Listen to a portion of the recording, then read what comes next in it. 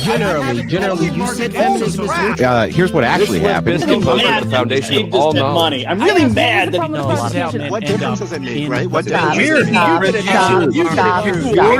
Stop. The deregulation of the industry is obviously going to cause more of that industry. To lubricate the trust connection between people until they have enough. Yet we could still look at biological reality in determining who's a female, even if there are. Why don't you denounce feminism the same way you're denouncing capitalism? If you don't... For something to be objective, it needs to be verifiable. And you can't verify... If I make a claim as a political pundit, it is true that I definitely could be wrong.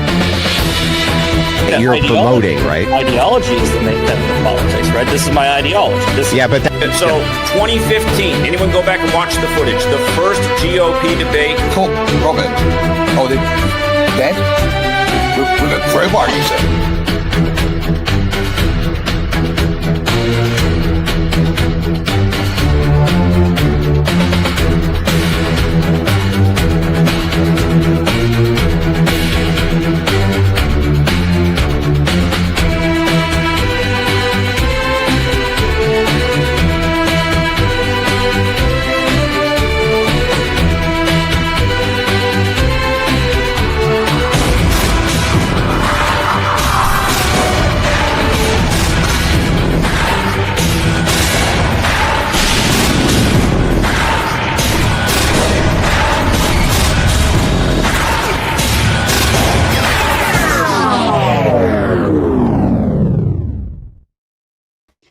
And good evening, ladies and gentlemen. Welcome back. I am Sarah, the Raging Tomato, bringing to you live another debate, oddly on a Tuesday night. Oh, I've got feedback. Sarah, the Raging Tomato, bringing. Hold on. Do you have it open on your end?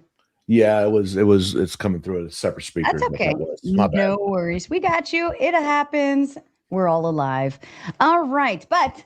Tonight with me, I've got Jason, also known as Aircraft Sparky, and Rinyald from Rinyald's Notebook, here to debate that J6 outrage was purely leftist media persecution of political rivals. Jason, if you'd like to kick off with your opening statement, please. Sure thing. The people are bored with the Jan 6 topic of debate. Absolutely no one, except for maybe the lawmakers who genuinely felt threatened on that day, truly wants to see a rehash of the narrative surrounding the actions of J6. I was approached by Sarah in mid-May following a debate that I participated in. The prompts were January 6th should have disqualified Trump, or MAGA tried to steal the 2020 election. We've seen these debates countless times. If you haven't made up your mind by now, that's probably more of a you problem than anything else. I proposed something a bit more novel, and sadly my opponent, he accepted. Leftist media outrage over the J6 is completely manufactured. It was simply used to browbeat their political opponents. We saw this through the never-ending debates online, the primetime J6 congressional committee, kangaroo court sessions, and even being highlighted on occasions by the now former President Biden, who include primetime red speech, where he summoned Nazi imagery, used Marine Corps members as backdrops, and declared MAGA Republicans as the true enemy of America.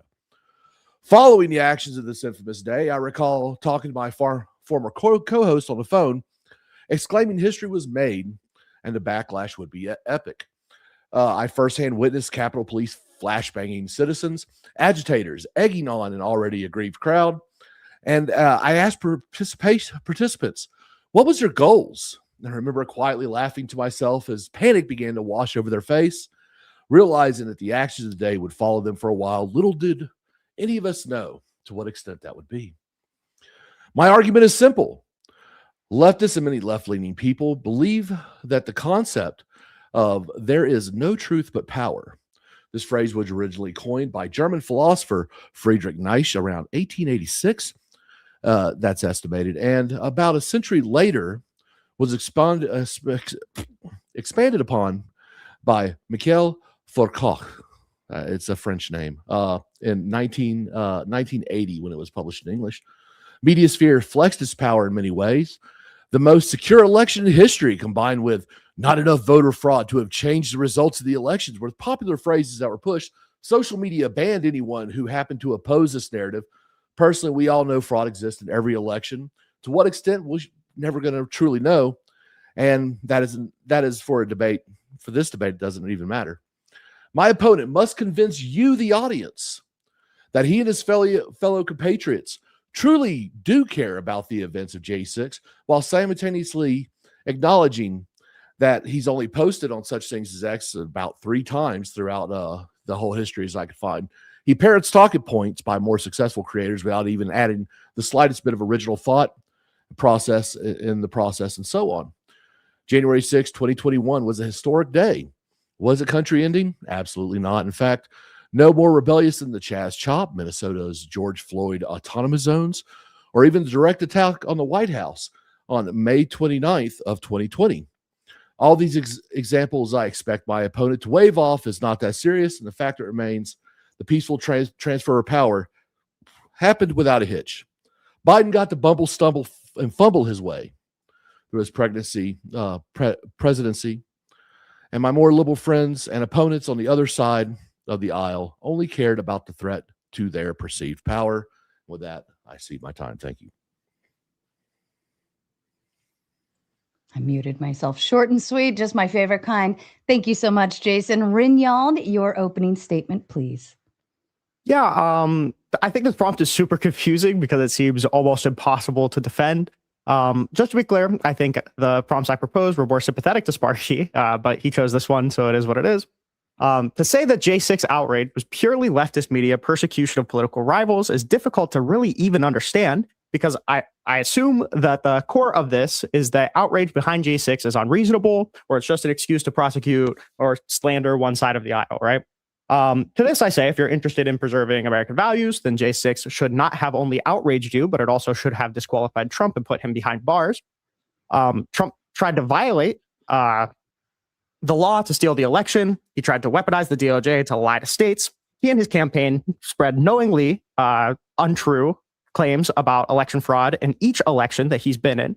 And Trump tried to exploit that to pressure Congress to decertify the election because he lost.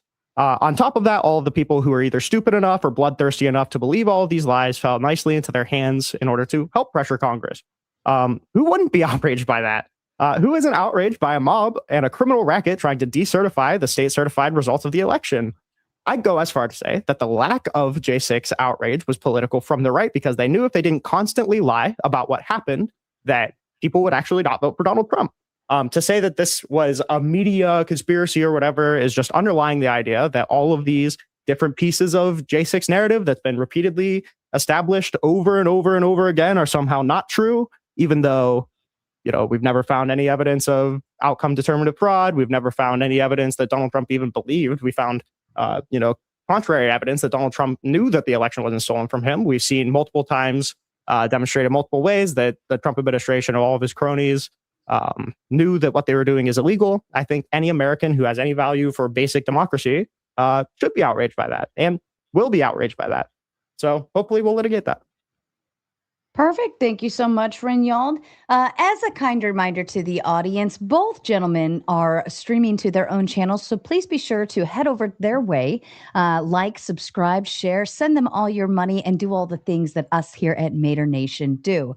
Also, we're going to get through the debate, then we will read and respond to your kind super chats, and then, of course, we will open up the panel for a Q&A portion. So if you have a question or comment to the topic or to either of the panelists, feel free to stick around and hang out until we drop that link in so you can join us on stage. All right, gentlemen, I leave the floor open to you. I'm just kind of wondering, Sparky, you're muted. Pro streamer move, right? I've been out of the game for a minute. Why is this a confusing topic? Because to say that J6 outrage was purely leftist media persecution of political rivals, I don't even know if that's fully coherent, right? Like, to say that the media is politically persecuting people, I don't even know if that's how we would understand persecution. Well, so the idea behind it is just as I said, absolutely no one cares. Sure, people cared maybe 4 years ago. Mm-hmm. We'll go that far, okay? But it's been 5 years, and you're suggesting a lame topic like January 6th. And I get it because I was there, and it's actually kind of interesting to talk to people who actually witnessed and that's a discussion. There's the debate is over though. Mm-hmm. The fact that Trump was reelected, be it properly or improperly, however your opinion is, doesn't really matter. The fact is the peaceful transfer of power did happen. There was nothing that actually stopped it. January 6th, honestly, the people who thought that they were going to stop the certification forgot the technology existed, and guess what they did?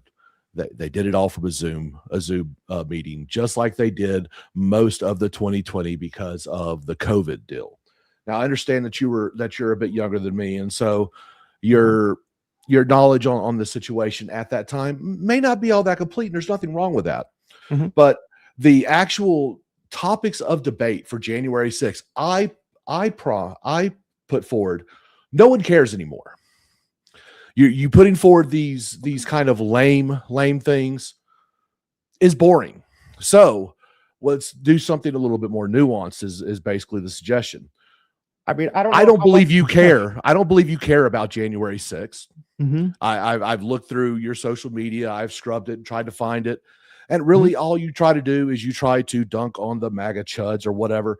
Well, I mean, sure. Who cares? Okay. You've come up with nothing original whatsoever. You have no actual original thoughts on the deal. And so I'm just like, you actually don't care. One thing you do care about, you care about illegal immigration. Wait, hold on. Can I respond? I don't know if I don't really want to move on to. Okay. Sure. First of all, I just want to be clear that if the prompt is J6 outrage was purely leftist media persecution of political rivals, and you can see that there was good reason 4 years ago to be concerned about January 6th, that's already a concession on the prompt, no? No, because I actually believe most of it prior to. So I actually believe that most of it was manufactured. I believe that it was gaslighting. I believe that people were pissing in your face and telling you that it was raining.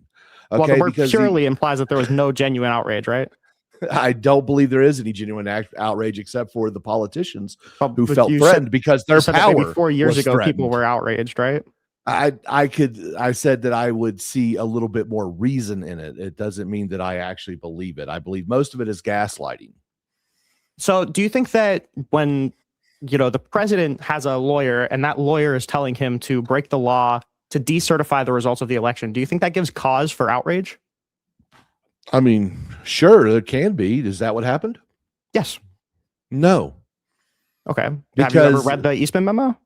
I've read the Eastman memo, but can the president certify or decertify anything? This is Civics 101, my friend. No. Yeah. Okay. So obviously, that's not what I claimed, right? Yes, that's exactly what you claimed. No, what I claimed is that Donald Trump's lawyer was president. No, what I said is that the president's lawyer was pressuring. Yes. I said the president's lawyer was pressuring to overturn the result of the election. This is true, right? He was pressuring Mike Pence to violate the Electoral Count Act to throw out electors. Okay. And is there reason for outrage? Ever happened? Has that ever happened before? Yeah. Was it unprecedented? That is the first time. No, it isn't. Okay. Where else has the president pressured the vice president to violate the Electoral Count Act? It wasn't necessarily the president that was said that it happened, but it has. There has been electors that have been decertified before. It's really not that big of a deal. Well, so that's way different, right? Nixon and Kennedy, and I believe Nixon, who was the VP at the time, actually was the one that did that. Sorry, I want to be mindful that we're still trying to just teeter-totter back and forth without interrupting, because we're kind of overlapping questions onto responses, and it's I'm having a hard time hearing you. Fair point. Okay. Fair point. Okay. So we agree that it has never been the case that the president was pressuring his vice president to violate the Electoral Count Act in order to certify him the winner. That's never happened, right? Actually, we really don't know that. So the communications and the transparency of communications that exist today versus what 30, 40 years ago are two different animals, my man.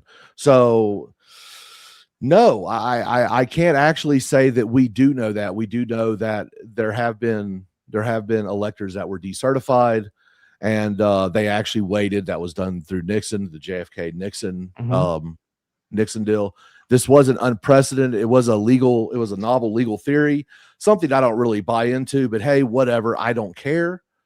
And no one else does. So this is a separate thing, though. What happened in 1960 was done with the consent of the states. It was done, prior to the election certification in Congress, right? The electors was certified prior to, yes. It was done with the consent of Hawaii, wasn't Hawaii, it was done with the consent of Hawaii, Hawaii actually decided, yes, we want to do this. And then when Hawaii certified their results, the governor signed the certificate of ascertainment saying that these electors are valid, and then they went to Congress and they got counted. He actually signed it. He actually signed it before then too. He signed it completely opposite as well. So yeah, the governor signed it, right? But that's separate than the president pressuring the vice president, despite the will of the states who certify the results of their own elections, by the way, regardless of the will of the states, telling the vice president, hey, by your own determination, you need to decertify these electors and certify my electors. That's way different, right? The deal is the vice president actually has that power. That is actually one of his powers. What gives him that power? The Constitution of the United States. Where does it give him the power to do that? When it talks about the Electoral College, it says that the vice president actually certifies the election. That's different. Wait, certifying each slate of electors is separate than, deeming the election certified, right? That's part of the process. Okay. No. The vice president does not have the ability to unilaterally certify electors. The vice president can say, I reject these. No. Hate to break it to you. Wait, what? They tried to cover it up. Do you think the Electoral Count Act was unconstitutional?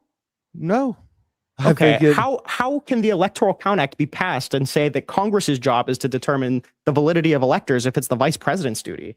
How is that not an unconstitutional law at that point? It didn't say it was unconstitutional. Well, I'm asking you, how can you say that? Because there's technicalities that can be used. I hate to break this to you, man. If they can if a person can certify something, that means they can also not certify something. Okay, that's not what I asked you. I said, if the Electoral Count Act gives Congress the power to certify electors, how can it legally do that if that power lays in the vice president? Who certifies the election? It's Congress. And then once the electors are certified, the vice president gavels, and then that is the certified president. Yes, the vice president certifies. That's the way that works. So I'm asking you, if that were the case, you don't want to get into the minutia because you're cooked. No. So I'm asking you, how is the Electoral Count Act not unconstitutional in that case? I think this is boring, and I'm not going to engage with it. I told Sarah at the beginning, I am not going to engage in this stupid bullshit. Okay, we're going to talk about, I think yes? Do you think no? Please explain to me why. Please explain to me why that you care so much about January 6th there's absolutely nothing in your social media history in your time as a creator talking about it. And but Sparky, you also you don't know who you're talking to. I don't post on X all that much. My YouTube channel was started on J6 debates. Literally half of my political career is talking about J6. Yeah, I don't post that much on X. You don't even, I don't know how anybody could claim that I don't talk about J6 much when I literally jumped on a Raging Tomato panel to confront Rob Noor about it. You probably should talk about it on X, to be honest. But the deal is, I don't believe that you actually care about it. There's several reasons why. One of them is because if you think that it was such a big career ending and everything insurrection, why aren't you concerned about any of the other insurrections that are currently happening or has happened in the same time frame? So is it your belief that in order to condemn one particular insurrection that had direction by the president, I therefore have to spend equal time talking about other insurrections that did not have to directly involve one of the potential presidential candidates? Is that your impression? Do you firmly believe that President Trump actually called for people to insurrect? Well, it's my impression that Donald Trump was trying to illegally decertify the election that he lost. And when you're confronted with that, you say, I don't care, right? It's your vibes. No, that's not my vibes. Like, for instance, I could refer to you more, but you're just going to call it boring, right? When it is boring. John Eastman asked to be put on a pardon list because of what he was proposing, that the vice president could unilaterally certify electors. He asked to be put on a pardon list. Why do you think he did that? Because we actually see where later down the road, we actually see where the Biden administration would target the lawyers of President Trump, charge them. In fact, many of his lawyers have been tried for representing their clients. You don't have to agree with their theories and everything else, but when you start targeting the actual lawyers and stuff, what you're doing is tyrannical. And yeah. Is it your impression that it would be unjust to go after a lawyer that tells their client to murder somebody? He didn't tell anyone to murder somebody. I'm asking you a question. Is it your impression that would be improper? That isn't even. It's not even. Well, if it's not related, then you should be able to answer the question. I'm not just gonna. No, because all you're doing is a stupid little. Can I chime in for a moment? It just because the topic is geared around leftist media persecution of political rivals, but I'm not really hearing a whole lot of that topic in line. No. I'm seeing a lot of like semantics around J6, but I'm not like how I envision it. How I envisioned this debate was to really focal point in on media outlets and let's get on to and that. how they focus in on different topics and how they provoke. Here's the problem, though. I'll help push that out. Well, hold on. The problem is that by Sparky's admission, my burden is to prove that I actually care about January 6th, that I'm giving him the reasons that I actually care, that he just says, I don't care. Can we move on to the media? Right? I'm demonstrating why this is something that we should be caring about. Because if we do concede the framing that Donald Trump lied about the 2020 election, that he weaponized the DOJ to lie to the states, that he illegally tried to decertify the election result that he lost, and I say, yeah, I care about that, and Sparky's calling bullshit, I'm going to establish exactly why I care, right? And that's the burden that he said I hold. So I'm trying to substantiate that burden, and he says, well, I don't care. I actually wouldn't even agree that whether you care or not matters, right? Yeah. What I look for in this debate is talking about the media outlets and how they provoked this to be a chain reaction to lead to political rivalry kind of exploding, right? That's what I want to look for. The problem is that out. I'll happily lay that I out. think the problem is Rinyald, that the premise is baked in that this doesn't matter. That's the problem, is that this is a baked in premise that this is overblown, right? I'm saying that the media isn't overblowing it because this is a huge fucking situation, right?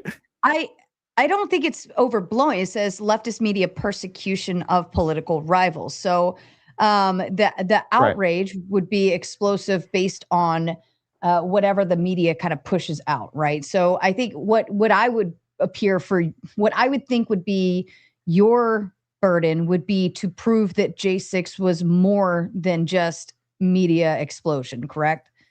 Right, and that's what I'm trying to do, right? Okay. To say that there's legitimate reason to be outraged by January 6th, but it seems like the only pushback that I'm able to get is that I don't personally care, right? That Sparky doesn't care. I understand that you don't care, right? You were at the Capitol. But the outrage has to be geared at persecution of political rivals, So right? Not just to say, let me maybe formulate this better, not just to say that J6 was a big deal, but that it targeted political rivalry and like the persecution thereof, right? It was the persecution of, I'm guessing MAGA, persecution of Trump, persecution of anybody right-wing.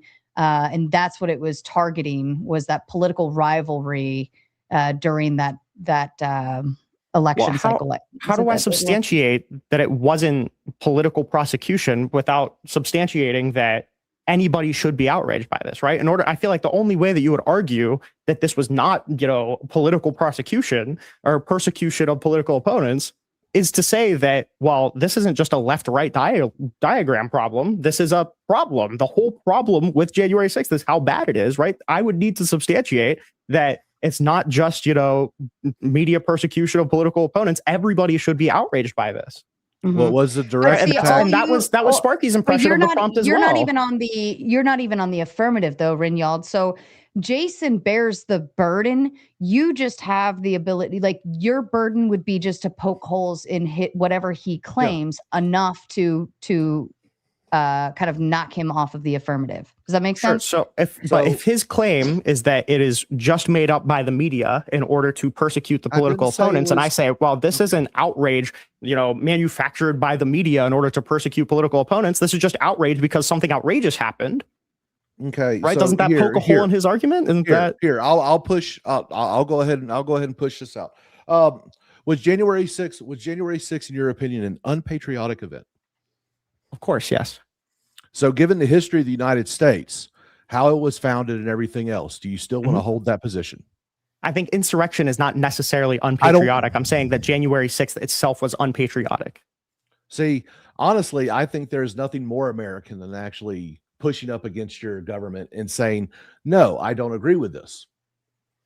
And then we're just going to, I said that insurrection isn't necessarily non-patriotic. I said that I don't even think it was an insurrection. I would say that it was just simply a riot, but you're going to go with insurrection. Do you even know why the word insurrection is used so much? Because it's an apt term. No, it's because they could use that to decertify Trump from being able to participate in a future election. That is the only reason why it was pushed forward. There has been multiple riots that's happened at the Capitol at very interesting and pivotal times in American history, and yet no one has ever really been prosecuted under Insurrection Act. Okay, the deal is when you look at the history of America, there is nothing more American than actually saying, no, the government is fucking bullshit and we don't agree with it. We do not consent. That is how this country was founded. When I went there with the intent, and actually quite successful at catching people being stupid, because people in large groups are in fact that stupid. Stupid things happened. And I sat there and went, ooh, that's interesting. Watched. And then asked people, hey, what are you going to do next? And they go, who? I don't know. To pretend that this was something choreographed by the Trump administration, I think is hilarious, even though Democrats and political pundits would claim that today, and they still do to this moment, even though there's been no charges or anything else. There's been no substantiating evidence. Trump's biggest flaw that he did on January 6th, and I will openly admit this, is he sat on his fucking hands and watched the news. In fact, the worst thing that he did was actually tweet out, hey, come out on January 6th, 2021. It'll be lit. He actually put that out on Twitter. Okay, now this is after a year of 3 separate autonomous zones where individuals decided they were no longer part of America, which I'll actually say kind of an American thing, telling your government to go shove it up your fucking ass. But honestly, there really wasn't that much outrage over it. It was fiery but peaceful, but mostly peaceful. Things like that. When you see the media making cover for open succession, okay, this is where you start seeing you're being gaslit. People are pissing in your face and telling you that it's raining. It is all garbage. It is all meant to cover up the Democrat fucking machine. And you come up here and you want to debate the intricacies of what happened to lead up to January 6th. Well, the rest of the story is the White House was directly attacked. The church across the street was burned, and everyone was saying that Trump was Hitler. Now, I think Trump has done a lot of things that I don't agree with, but I don't really consider him to be some authoritarian by any means, because if he was, he would have had everyone in the Chaz Chop fucking murdered. But the ridiculousness, the hyperbole and stuff that all exist around the motif of Trump is something that, well, you and your ilk like to sit there and push. Ultimately, Trump is an 80s Democrat. He's not a conservative. The most conservative stance he has is that he wanted to get rid of Roe v. Wade. It doesn't mean he's actually against abortion, but hey, most of his stances, you could actually look at a 1990s Bernie Sanders, and that's exactly what that's where Trump is today. So conservative is not exactly how I would really describe him. So just wait, why did I get roped back into the topic when we're talking about Trump being a 90s Democrat right now? It just has nothing to do with the prompt. Well,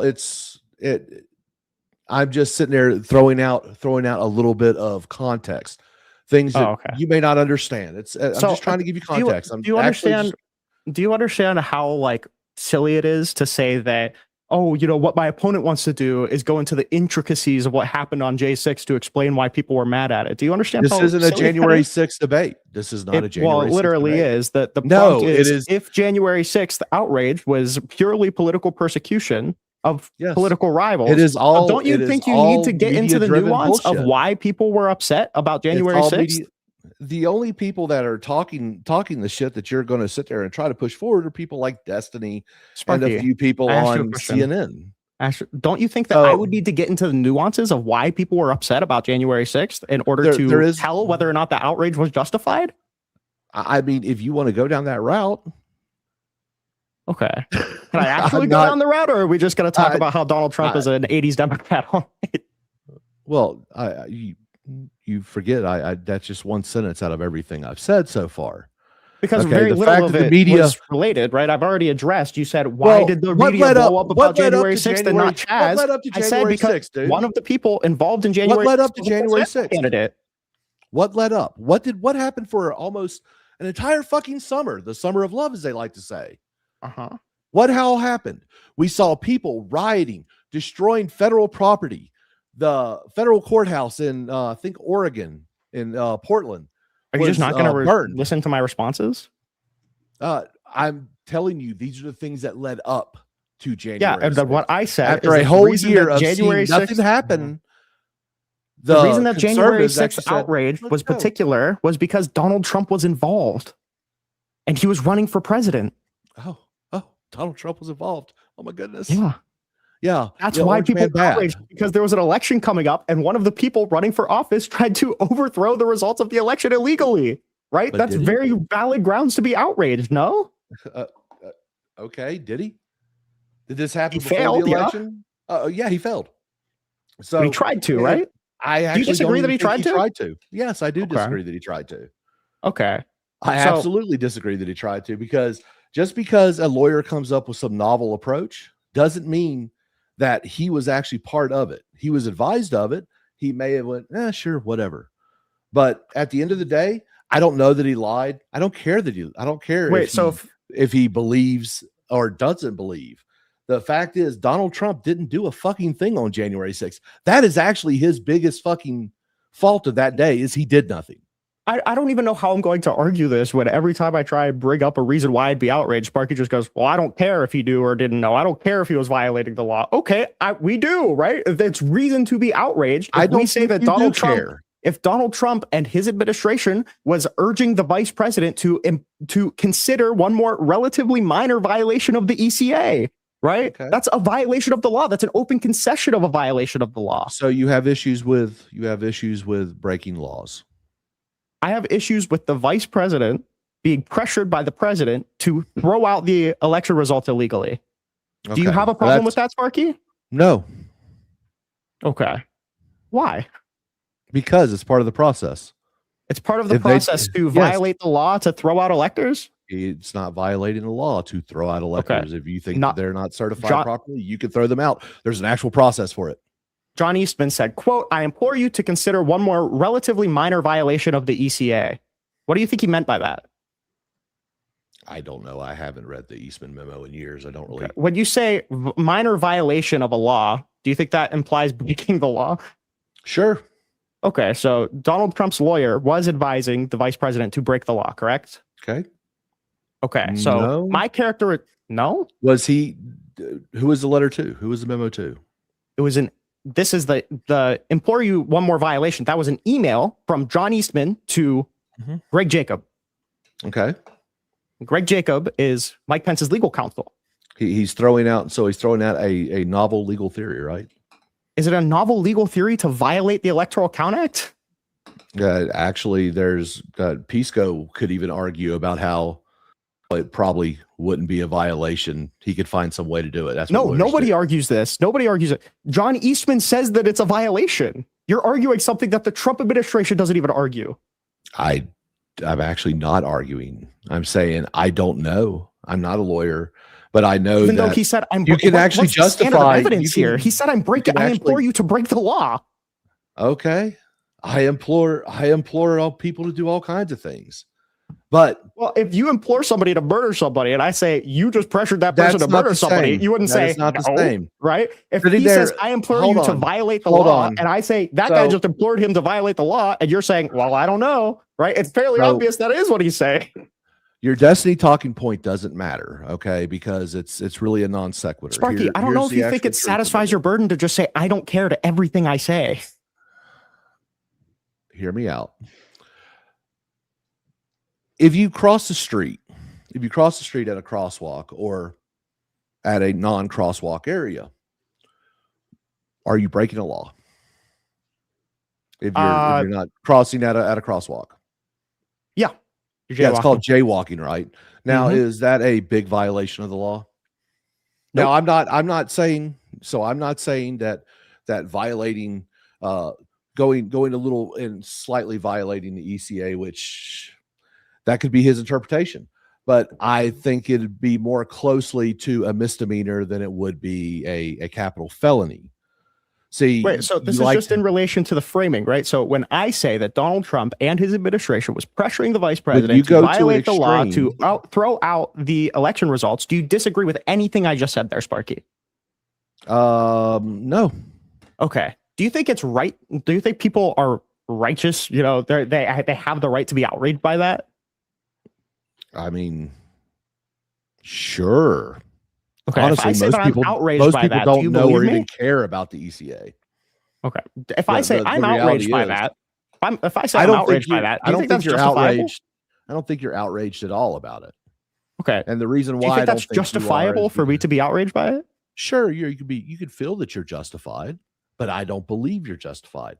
And the argument is media utilized January 6th as a cudgel to beat down their political opponents. The majority of media would happen to be left-leaning. Would you agree? No. No? Really? Yep. Based on what? Based on the fact that like accurately reporting facts does not necessarily make you left-leaning. It's just that the facts that are being reported lead somebody to be left-leaning. So like if CNN reports that Donald Trump was, pressuring the vice president to violate the law to throw out the election results, that's not, left-wing media. That's just accurately reporting what happened.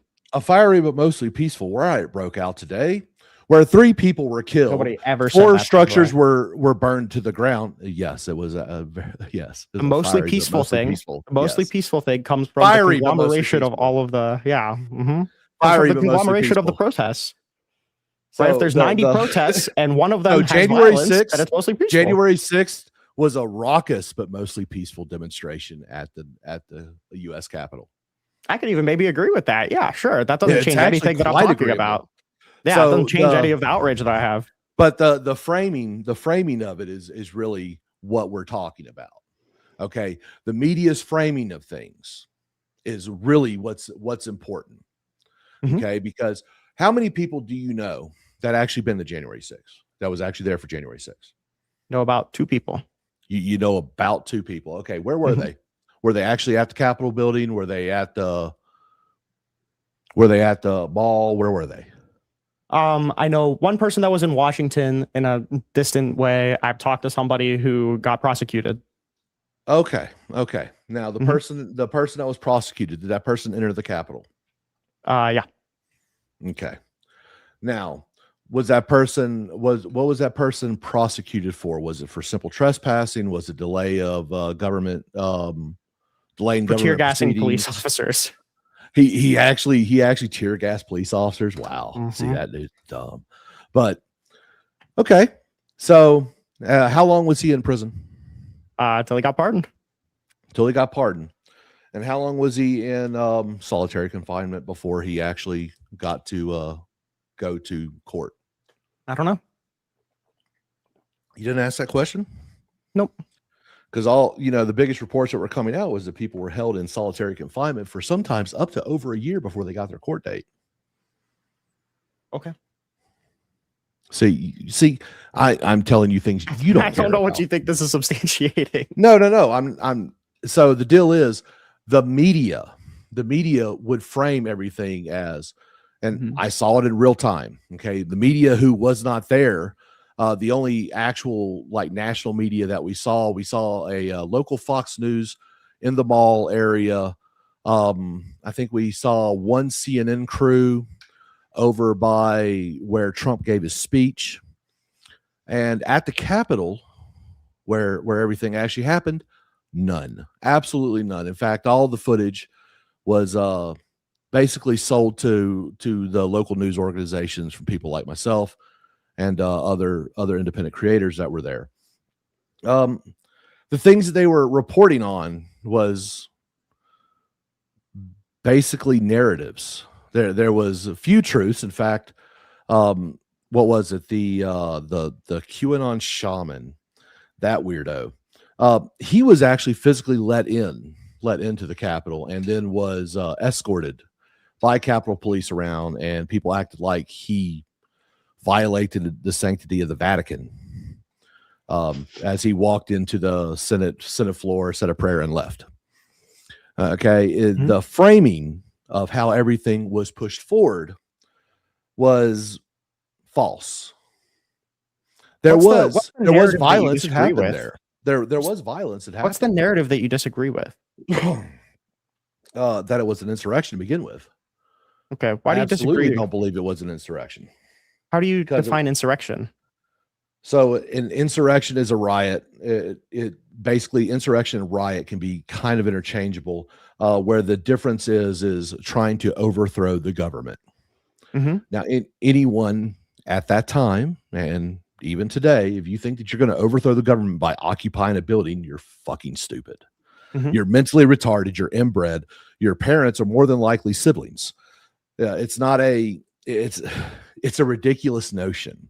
And these are the kind of things that many creators have tried to push forward, because I guess the 1700s, is what's in style in 2000s. It's just not the case.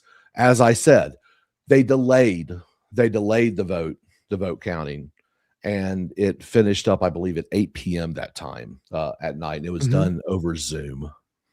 Okay. The idea that the government can be overthrown is ridiculous.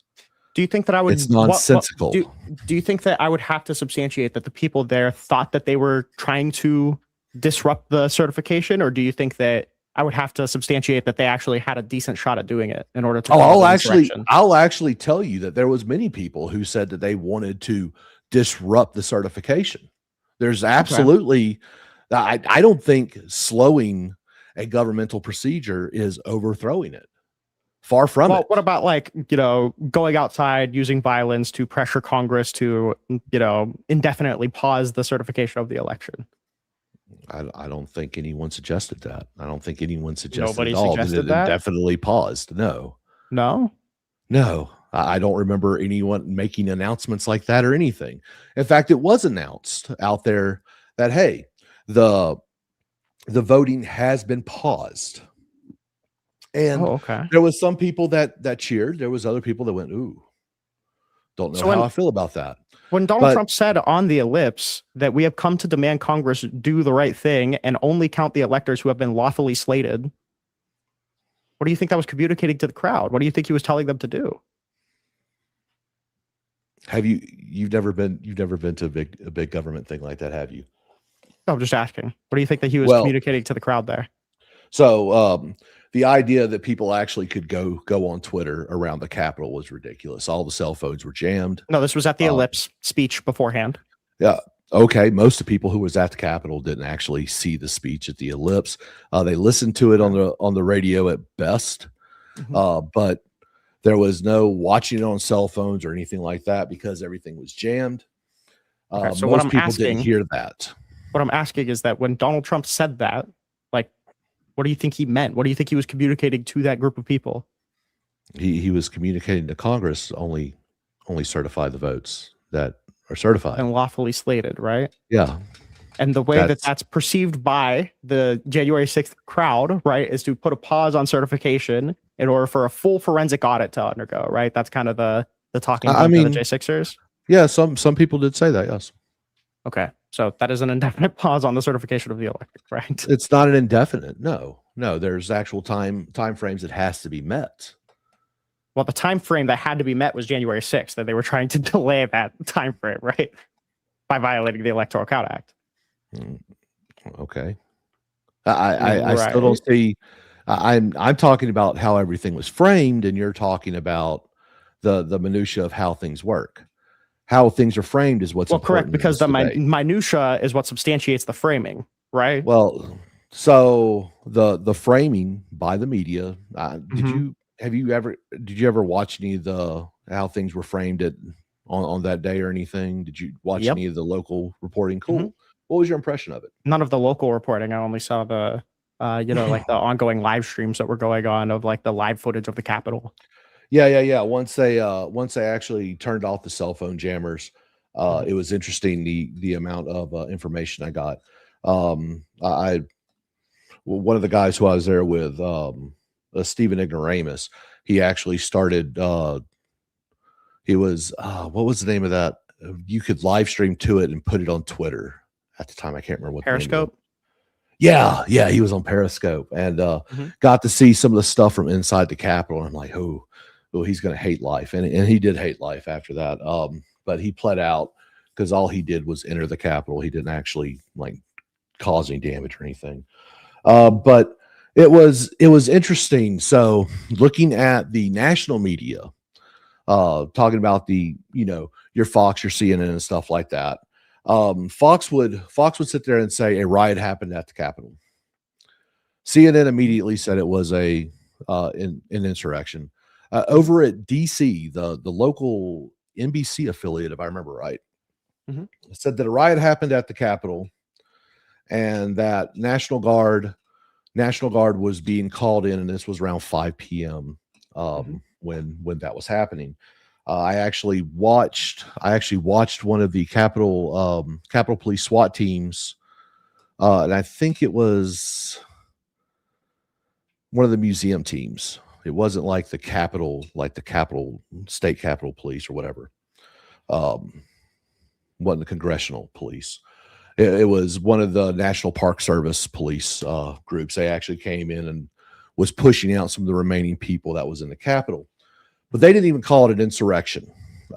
It was mostly national media that started pushing the whole insurrection thing on that day. And like I said, Fox News didn't say it, but CNN, MSNBC, things like that, they were screaming that from the rooftops. Now, there is a reason behind that. There's an absolute reason behind that. Look, I mean, just to substantiate, why that framing was happening. Is it your impression that if we knew that there were Proud Boys prior to January 6th talking about how the revolution is more important than anything, or saying that, we need to occupy the Capitol in order to stop the certification, we knew that this was happening. Do you think it would be substantiated to call this, a group of people using violence to overthrow the election? Do you think that's a fair characterization? Well, the Proud Boys' actual involvement in violence is actually quite low on January 6th. Was there some conspiratorial planning? Yes, it actually bared out in the trials. But the deal is, the Proud Boys aren't the boogeyman that you think they are. They're just actually a bunch of frat boys. It's so boring when you don't address anything that I say. That's not what I asked, right? I asked if we could substantiate that the Proud Boys were saying things like the revolution is more important than everything, and those people all gathered in front of the Capitol to decertify the results of the election, you think it'd be fair to call that an insurrection? No. Okay. How does that not satisfy? How does that not satisfy your definition of insurrection? Because it's not overthrowing the government, my guy. If they say the revolution is more important than anything, what do you think they're communicating? What do you think your comrade Vosh says? My Vosh is not my comrade, big dog, but good pivot. I asked you again. It's the exact same thing. Revolution is more important than anything. What do you think he's communicating?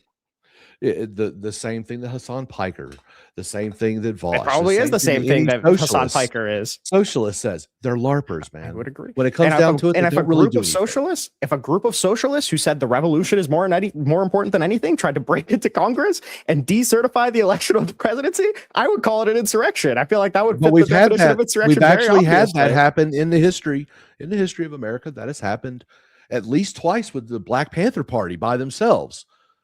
Okay. By the way, they're a bunch of socialists. No one cares.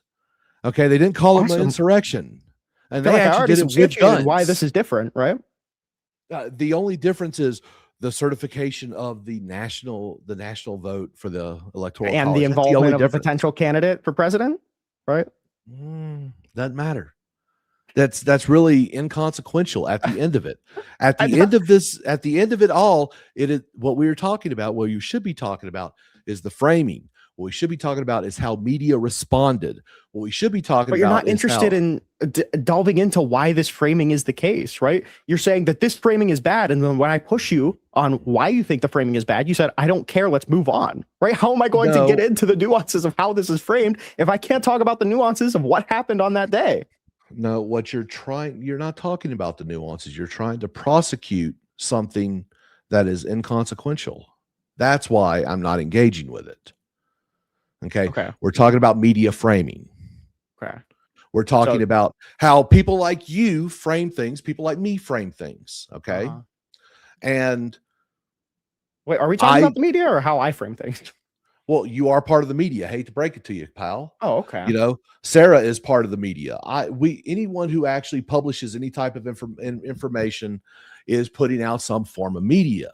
Now, I sit there and rate podcasters much lower than what I would, I don't know, national news. But all at the same time, they are part of that. Okay. How many hours have you spent watching Destiny sit there and blurb on about what the meaning of an insurrection is? Rob Noor got into a 4-hour conversation defining what an insurrection is trying to agree to what an insurrection is between those two people. That's a one time alone where I can tell you for about 5 to 6 weeks, that's all he talked about. It is not just Destiny. We also see this happening on CNN, MSNBC. We actually saw it on Fox News. We see it on all these different media platforms talking about what is the definition of insurrection, different political and legal theories of how to get to insurrection and things like that. All that's been done. That's why I asked what your definition is, and I was just willing to engage on your definition. Yes. But then I tried to engage on your definition, and then you said I don't care, right? Because I'm not sitting here I'm not trying to prosecute January 6th. I am sitting here. You're litigating whether or not the media prosecution by us was valid, right? That's what you're trying to litigate here. I'm asking you, what's the problem with the framing? And then when I point out that the framing is accurate, you just say you don't care.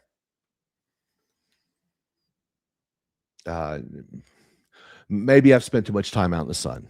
I'm not fully following you. So I don't think all the instances, the minutia of what happened on January 6th is as important as what was said about January 6th.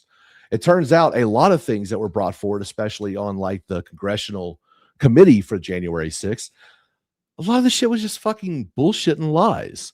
Doctored videos that they brought forward that was supposedly CCTV that they edited to show things. And then we had people that was actually completely exonerated by actual evidence. How is it that I get into the accuracy of framing a particular event without getting into the minutia of that particular event? How do we litigate that? So, because we don't need to talk about the event. Everyone here knows what happened. If we're talking about the characterizations, we talk about how the media characterized the event. Exactly. But if we don't agree what happened, if you just want to sit up here and lie about what happened, how are we going to agree that the framing was mischaracterized if we don't even agree what happened? If you're living in La La Land and I'm actually telling you what happened, and then you just say I don't care. A novel legal theory of which I do not even support. Not a novel legal theory. He said a minor violation of the Electoral Count Act. Not a legal theory to violate the law. That's not what a legal theory is.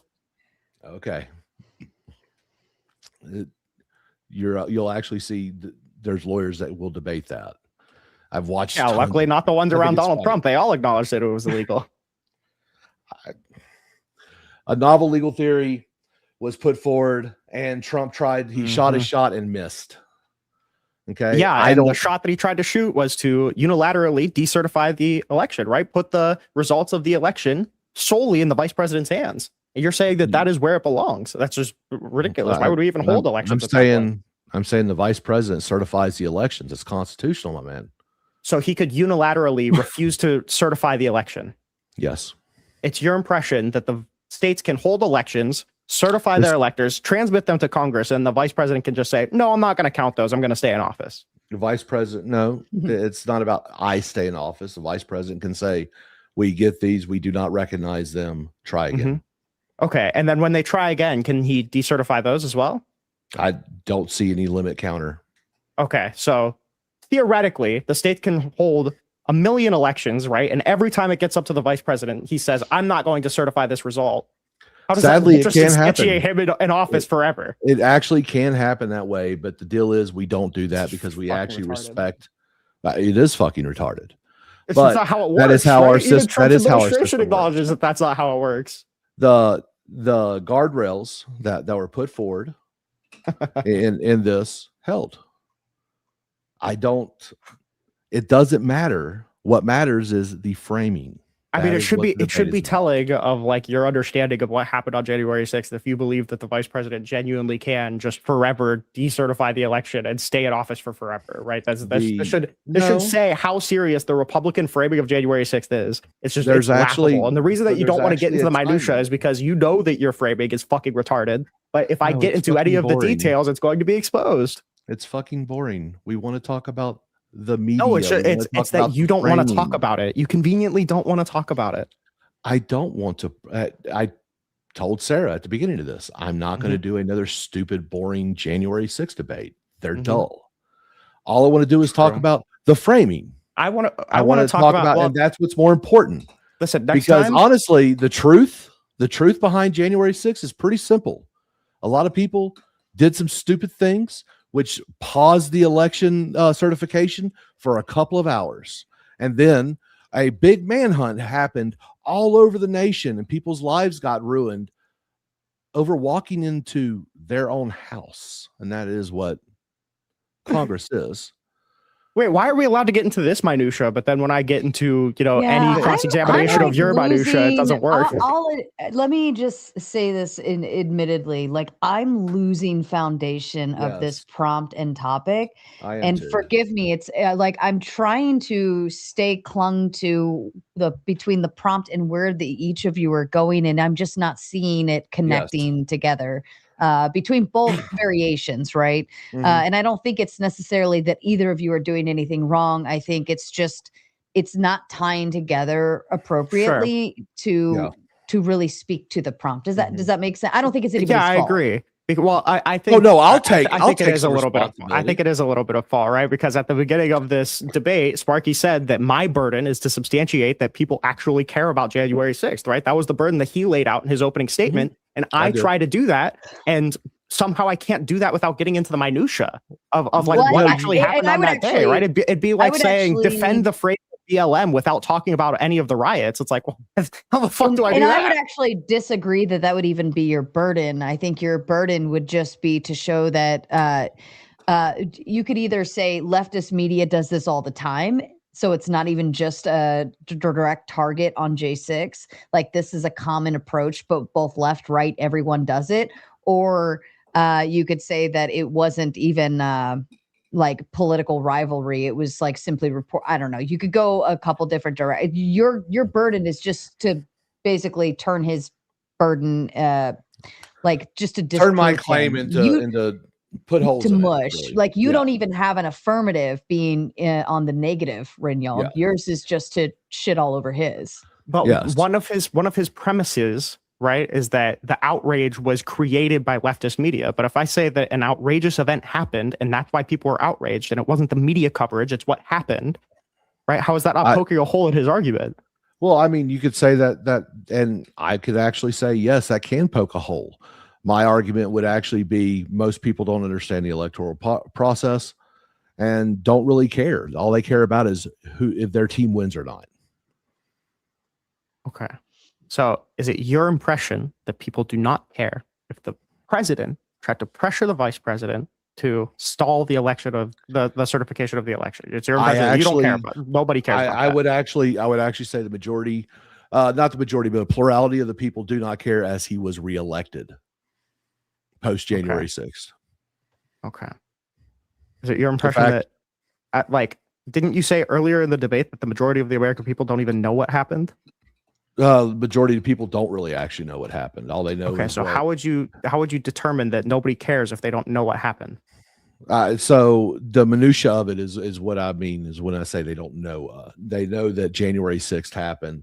They know that some people think it was bad. Some people would say that it is patriotic as they were standing up against their government that they may have felt was tyrannical at the time. which actually falls great into the mythos of the American foundation. However, to know all the little details, no. Very, very few people actually know that. All of the little details, as in what Trump wanted to do, right? As in what his plan was. Actually, right? All of those little details. Yes, what actually, the goal was. That's a little detail. Yes, it is. It's a very little detail. It's minuscule because Trump himself didn't actually do anything. It was a ton of people doing dumb shit that day. In fact, it was very disorganized. To fire Jeffrey Rosen for not pressuring states to call back their electors. They serve. That's Trump engaging in the plot, right? They serve at the pleasure of the president. That's Trump engaging in the plot, correct? Okay. Is it illegal to fire someone? Engage in this plot, right? I'm saying he didn't do anything. He physically didn't do anything. What he did was try to fire his attorney general, who said that the election wasn't stolen. Do you agree that that's him engaging in a plot to overturn the results? If he quote unquote tried to fire the attorney general, he'd have been fired because they serve at the pleasure of the president. Oh no! The reason that he didn't do it was because there was a threatened mass exodus from the DOJ if Jeffrey Rosen was fired and Jeffrey Clark was put in his place. Yes. Okay. If he did threaten to fire Jeffrey Rosen for saying that the election was not stolen, correct? And doing are two different animals. Do you acknowledge that Donald Trump did threaten that? Yes, he did threaten that. Okay, so that is Donald Trump engaging in this plot, correct? Maybe. Is that a function of the plot? Come on, Sparky. It's the quibble. The you don't quibble think is the states decertifying their election results. That wasn't part of the plot. I think that the vice president decertifying the election, saying no, these are not lawful, and having the states recertify, I think was a plot. I don't think what happened the states before actually had to physically decertify. Right. The Pence thing was a Hail Mary, right? The initial plot was him going to people like Raffensperger, right? Or going to people like Mike Shirkley and saying, hey, you're referring to the 15, find me the 15,000 votes thing. Yeah. I'm referring to that call, but I'm not referring to that specifically. I'm referring to him reaching out to state representatives saying you need to call a special election to decertify your electors. That was step one. Well, step I don't think was the DOJ that election. Step three was the Mike Pence thing. Yeah, I think the biggest part that Trump played and calling for saying that there was fraud. I don't think that would actually be considered part of the scheme if it was. There is actually a ton of fraud that is being found out now through that election, and not really. A couple 100,000 votes isn't considered fraud. Tabulator tapes. Look, Georgia, 13,000 or 300,000 votes? Is that what you're referring to? Yeah. Okay. You understand that there was no question that those ballots were lawfully cast, and then when they were recounted, they were validly counted, right? The problem was that a poll watcher didn't sign the tabulator tapes to certify the things were counted correctly. So when the chain of custody doesn't exist, the votes don't count. That's a separate. That's actually kind of a big portion of the election integrity. That's not what the tabulator tapes were, right? That's not the 300,000 number. The thing that you're referring to that was found recently was just that somebody who ran votes through a tabulator didn't sign the tabulator tape. That's all. Yeah, didn't attest. But when those ballots were lawfully cast, and nobody disagrees that those ballots were lawfully cast, and they were recounted in that state, there's no reason to distrust that result, unless you think that the ballots were like unlawfully cast, but in which case you would have to show that, which the DOJ has not done. Yes, because the burden of proof is beyond a reasonable doubt. So that's not evidence of election fraud, right? Well, there's actually been people who's been put in prison for election fraud during that election. Now, like I said, I don't know if there's Donald Trump, Don Eastman, kind of Chesborough, those people. Because they were indicted for trying to take illegal steps to overturn the results of the election, right? They were indicted. You can indict people or anything, my man. True. Were they convicted? Nope. Okay. See, that's really where they the weren't truth convicted? lies. Why were they not convicted?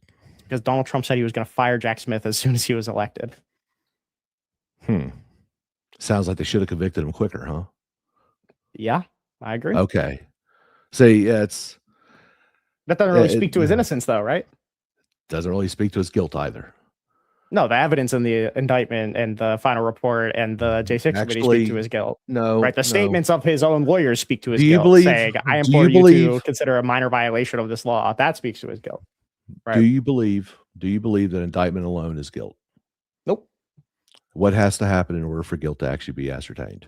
You have to be found guilty by a jury of your Okay. peers or Until by a then? judge. Until then, you are Not prosecuted? you're innocent until proven guilty.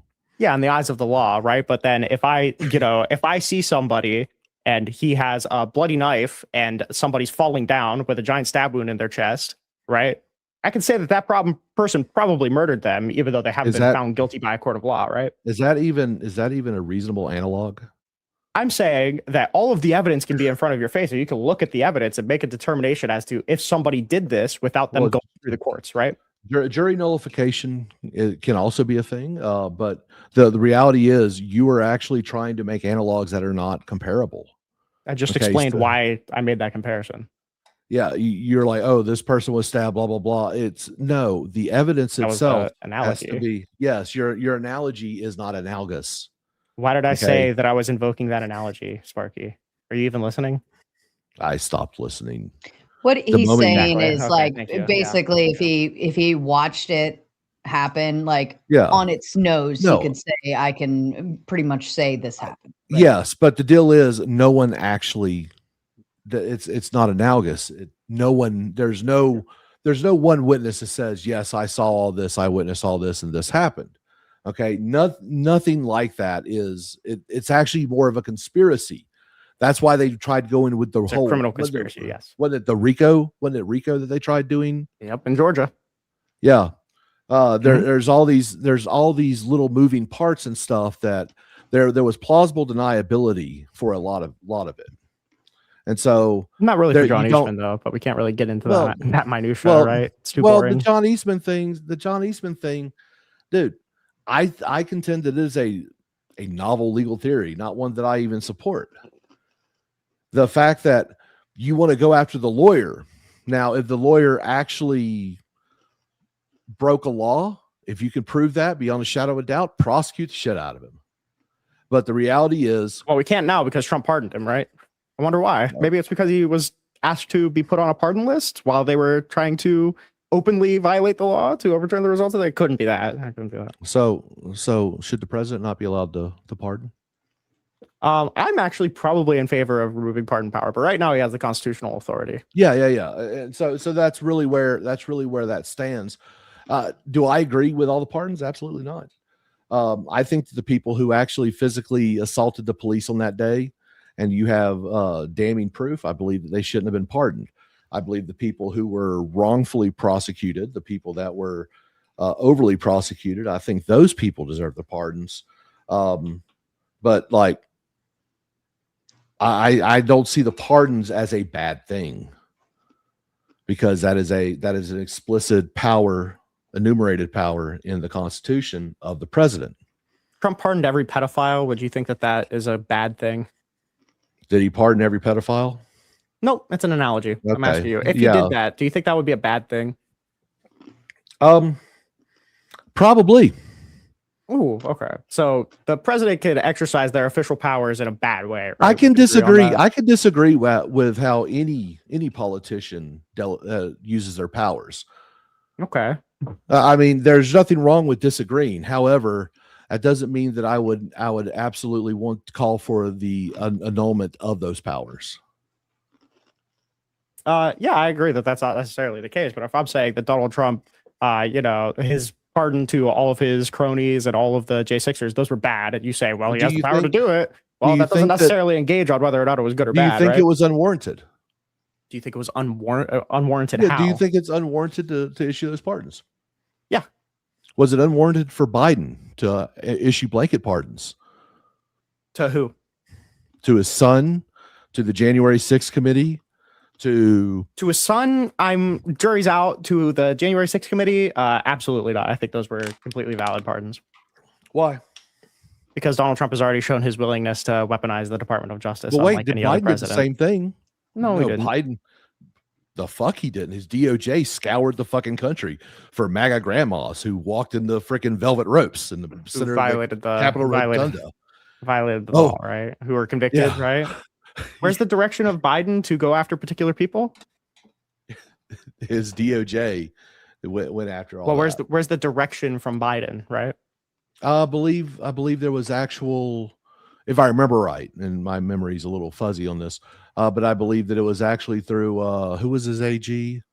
The guy who was supposed to go to Supreme Court but never got heard. Merrick Garland. Yeah, Merrick Garland. There was talk to Merrick Garland. Yes, go with Joe him. Biden talked to Merrick Garland, saying you need to prosecute these people. Says you need to go after each and every one of them. Yes. Oh, each and every one of them. Okay. It was a report. You think that's comparable to Donald Trump literally telling the attorney general to go after particular people? I think it's comparable. Yes. Okay. If you're just going to do a dragnet in terms of weaponization. Well, if you look at the so let's talk about the weaponization. I'm sure this is something that's on your mind, especially with the $1.776 billion settlement with the IRS. I'm sure that's something that you're interested in, right? Good. Yeah. Yeah, you don't think that's good. What about that's not really what my claim hinges on, but yeah, I don't think no, but I think that's I think that's related. So the weaponization, okay, the reason why that fund exists is because the IRS decided to settle out of court with Donald Trump because they violated his privacy by publishing his tax returns, blah blah blah, and that was a Trump. I think Trump's lawyer suggested that a fund go out to the victims of weaponization of government. Now he and his family is not able to collect from that. All they are able to collect from another fund, and I can't remember which one it is. But it's not that one in particular. Currently, it is on. Currently, that the 1.776 billion is on hold by order of a judge. The interesting thing about that is we actually saw the same thing happen after the 2016 inauguration of Donald Trump, with all the people that was arrested for rioting and destroying the city and property thereof. The city, well, the district of DC actually settled and paid all those people who were arrested, caught red-handed, insurrecting. They're paying them. And no one complained about that. Is it your impression that I'm saying that Donald Trump weaponized the DOJ because of settlements? I think Trump weaponized the DOJ because Biden weaponized the DOJ. Okay. So can you give me anything comparable to Donald Trump, like telling Pam Bondi to specifically prosecute people like Letitia James and James Comey? Anything that Biden has done that's comparable to that? Yes. Colluding with the state of New York to prosecute Donald J. Trump on through Letitia James. Where did Biden do that? Biden directed Letitia James to prosecute. The Biden administration coordinated. The Biden administration coordinated with Letitia James for the prosecution over the. Tell me what that looks like. What does it mean? What does that mean to coordinate? The Biden administration to coordinate, right? Because I'm talking about Donald Trump saying to his attorney general, "Hey, prosecute this person," right? You're saying that the Biden administration coordinated with Letitia James to pursue. Okay, so what does that look like, right? You're just giving me narratives. Funny enough. Well, it's meetings and things like that, where he actually between the Biden administration and Letitia James. Like who from the Biden administration? I don't remember. Okay. Do you know any of the contents of this meeting? It's actually all being held in court right now. There, because the whole Letitia James thing, which I will sit there and tell you, yes. They're going after her because she went after him. It is a tit for tat. It's exactly what that is.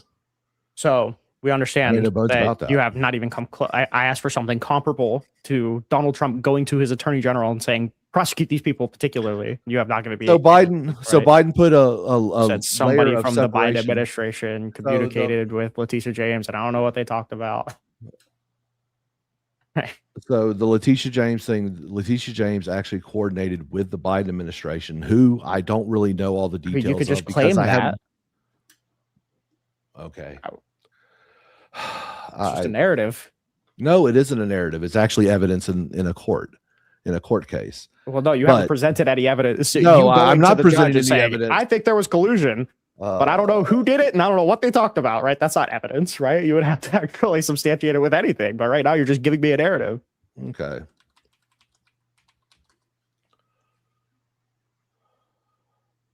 Are we starting to feel circular, gentlemen? Yes, it's very circular. Yeah, I think we felt circular like 5 minutes in. I'm being Yeah. I think maybe this debate might be kind of a wash, just because the prompt is a little misworded potentially, or just not. We're not tapping into it the way we intended to. Yeah, it didn't work. It didn't work out. I don't know if I agree with that. I think we're tapping into it exactly how we would need to, right? But I don't. What I'm saying is, I don't think it was understood the way it was communicated, and it wasn't I think it's a hard prompt. Like the more we are when I first saw it, I thought, oh yeah, we're gonna focus on the media and not J6. Yeah, and that's what I wanted, was the media portion. But I don't understand how you can do that. Well, Rinyald, you just want to get into the minutia of what happened on that day and prosecute what happened that day. I think Rinyald can still tap into that, but my understanding was we were focusing on the media in and of itself. And I think there's some merit in what he is saying, so I'm not trying to discount his tactic, but I think that it's just not in the spirit of what the idea was. The focus was supposed to be on the media. You could have went social media, national media, local media, just basically talking about the framing of how all this happened. I will actually sit there and tell you one of the things that I heard about the framing. I was trying my damnedest to talk about the framing. No, you wanted to prosecute the minutia of it. The framing. I was asking you, how is this framing invalid? And then you would refuse to get into it. So when I talk to people, they'd go, from there, they'd say, hey, after the summer of love, after all the riots we saw, now we have something that we feel that we're mad about, and we are going to protest. Okay, that's really how January 6th started. Majority of people had that kind of viewpoint. And then after everything happens, the media all screams insurrection. The reason I say is that was a political move in order to prevent Trump from ever appearing on the ballot again. What's ironic, though, is that you just keep saying that the media is giving inaccurate narratives, and then you give a counter narrative. And then whenever I try to substantiate that the media's narrative is good or your narrative is bad, you just refuse to get into any of the minutia. How am I supposed to engage with, you think that the left gave a faulty narrative, and it was overblown to convince the people to, pretend to care about something that they don't care about? How am I supposed to cross-examine that when your narrative is wrong? I believe that their narrative is right, but I can't talk about any of the merits of your two narratives. How am I supposed to do that? I do agree. No, and I hear you there. I hear you there. Yeah. Okay. The deal about it is what actually set me off. The only reason why I proposed this is because you suggested Donald Trump shouldn't have been on and I think that's boring. I think that's been prosecuted. In fact, the Supreme Court actually came out and said, no, states can't do this. That one, and then the second one that you put forward was MAGA tried to steal the 2020 election. MAGA tried to. What is MAGA? Trump supporters. Trump supporters. So people who voted for Trump tried to steal the 2020 election. Did they steal the 2024 election? Nope. Okay. See, I actually won't sit there and say that Biden stole the election. I believe there was shenanigans. I don't believe it was enough to overturn the election, but I believe that there was fraud. See, that's pretty simple. We can actually agree on little differences there, and it not be that big of a deal. Maybe around the edges, all right. I think that the amount of fraud that was in 2020 is negligent, right? I don't think it's even. It's barely worth considering. I think that's a ridiculous sentiment. Well, I believe that all fraud should have agreed to the second fraud. I believe that all fraud should be weeded out. The fact that like one of your big things that I've seen you talk about recently has been the illegal immigrants. Yeah, now, I love talking about immigration. Yep. Yeah. Why is illegal immigration so important to you? Well, it's more so that, this president, I think, is historically bad. And one of his main reasons, one of the main things cited in the exit polling was how he's going to deal with immigration. Right. But if it's my belief that the majority of people don't have a genuine understanding of what's going on at the border or what Donald Trump is doing at the border, or if I believe that Donald Trump is, egregiously violating people's rights in regard to immigration, then I'm going to go out and talk about it, because that's one of the main reasons why Donald Trump was elected. So should illegal migrants be counted on the census? Yeah. Why? Because if there's more people, you should probably apportion more representation to those areas. Okay. If I broke into your house and just decided to plop my fat ass on your couch and never leave, should I be considered part of your household? Nope. How about that? What do you think illegal immigration is? People coming into the country. It's some fucker coming into your house and plopping their fat ass on your. The country's not really a house. Country's not really a house. Did we really get so blown out on the J6 topic? We have to go to illegal immigration. I'm literally just asking questions here. I'll give you guys the option, because you still have about 40 minutes left. We could wrap up, go into closing statements, and then bring the panel on, and maybe we'll kind of incite some new conversation, or maybe they can help assist with the prompt on either direction, or I can I'm happy to do either way. I don't mind either. It's your time. If you guys want to go into another tangent, I'm open and have that conversation, I'm more than happy to keep letting I'll let Rinyald make that call. Let's go. I think I'm fine with going to open panel because I need to pee. Go ahead. Go, Rinyald. Enjoy yourself, buddy. Go ahead. Step away. We can still do either direction. Yeah, let's bring some panelists on. People, please mock me, make fun of me. Let's go. I'm ready. Oh my God, I love it. I love so much. Oh my goodness. Hold on. Let me go ahead and I'm gonna drop the link. Oh, join Kine here. Okay. I'm gonna go ahead and drop the link. That way, anybody, if you guys want to start heading backstage, you guys can go ahead and start piling in. I'll give a closing apologize. statement. Maybe this was a little more on my due diligence. I thought I understood the prompt well, and it appears maybe I didn't. Maybe it's the way I framed it with my opening, because I did claim that he does have the burden to prove that he actually, and I think that's unfair to me. I think that was unfair of me to do that. Didn't even think about that. That's bad on me. But here, I'll give a quick closer. Look, I look at it like this: the framing of what happened on January 6th and what has happened in every political action in the past, we'll say 9 to 10 years, has really been completely divisive.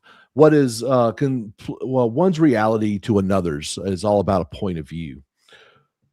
I do not see January 6th as an insurrection, not one bit. I see it as a riot that got out of control.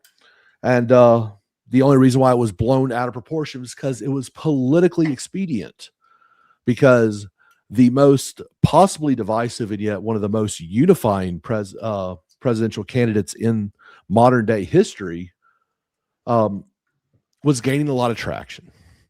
And in order to beat that narrative, to actually push forward the uniparty narrative, they tried to do everything to destroy the man.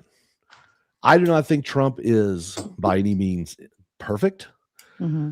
I actually dislike a lot of the recent decisions that he has made. I'm not a fan of Pam Bondi. I'm not a fan of some of his choices. I'm not a fan of what he's doing in Iran. I'm not a fan of a whole lot of things. But yet again, I did vote for him. And I voted for him mostly because I saw how hard the media was going after him. And when you see that much pushback and that much rhetorical bluster wasted on an individual, there must be a reason behind it.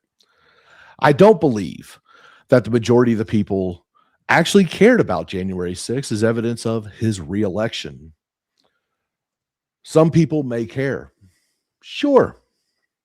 However, they don't really know everything that's happened because it hasn't been adjudicated. It will never be adjudicated because, in my opinion, everything that was pushed forward was done with one goal and one goal in mind: to maintain power. There is no truth but power. And as long as you have the opportunity to wield it, they will. Who are they? I'm not talking about the Jays. I'm talking about everybody. And when it comes down to it, I think that our political system is corrupt. I believe there is tons of fraud in our electoral system. And I believe that it is the media in collusion with the parties. They're doing things to push things to nudge people in a certain direction in order to sway your vote. That's really it. That's my entire argument.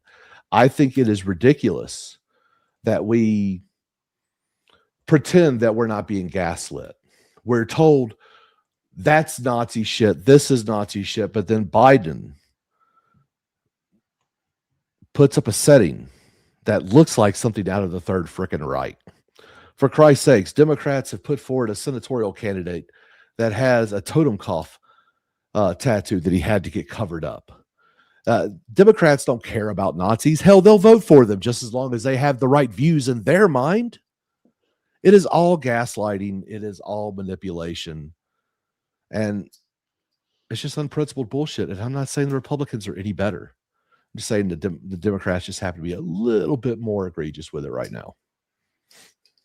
All right. Thank you, Jason. And Rinyald, we went a little out of turn just because you stepped away for a moment, but trying to keep the dead air down is all it is. It's okay. It's all right. I think tonight is more, tonight feels very casual and unformatted, and I'm okay with it. So as long as you guys are good with what's going on, I'm good with it. Everybody's happy. I've got a full backstage, so we're going to have some fun. Rinyald, your closing thoughts, please. Yeah. I think the irony is not lost on me. The idea that we came here to talk about the validity of political narratives. And then when I try to cross-examine the narratives that Sparky gives, or when I try to defend the narratives that the media gives, all I get is constantly unrelated narratives that are somehow held up as like these nuances we can talk about, but your nuances we can't talk about, right? We saw this throughout the entire thing. We saw BLM, we saw Chaz, we saw novel legal theory. But whenever I tried to cross-examine any of those, beliefs, we just kind of said, I don't care. Right? I don't know how I'm supposed to say whether or not, some outrage was manufactured or whether or not outrage was genuine. I'm not allowed to get into the details of what actually happened on that day.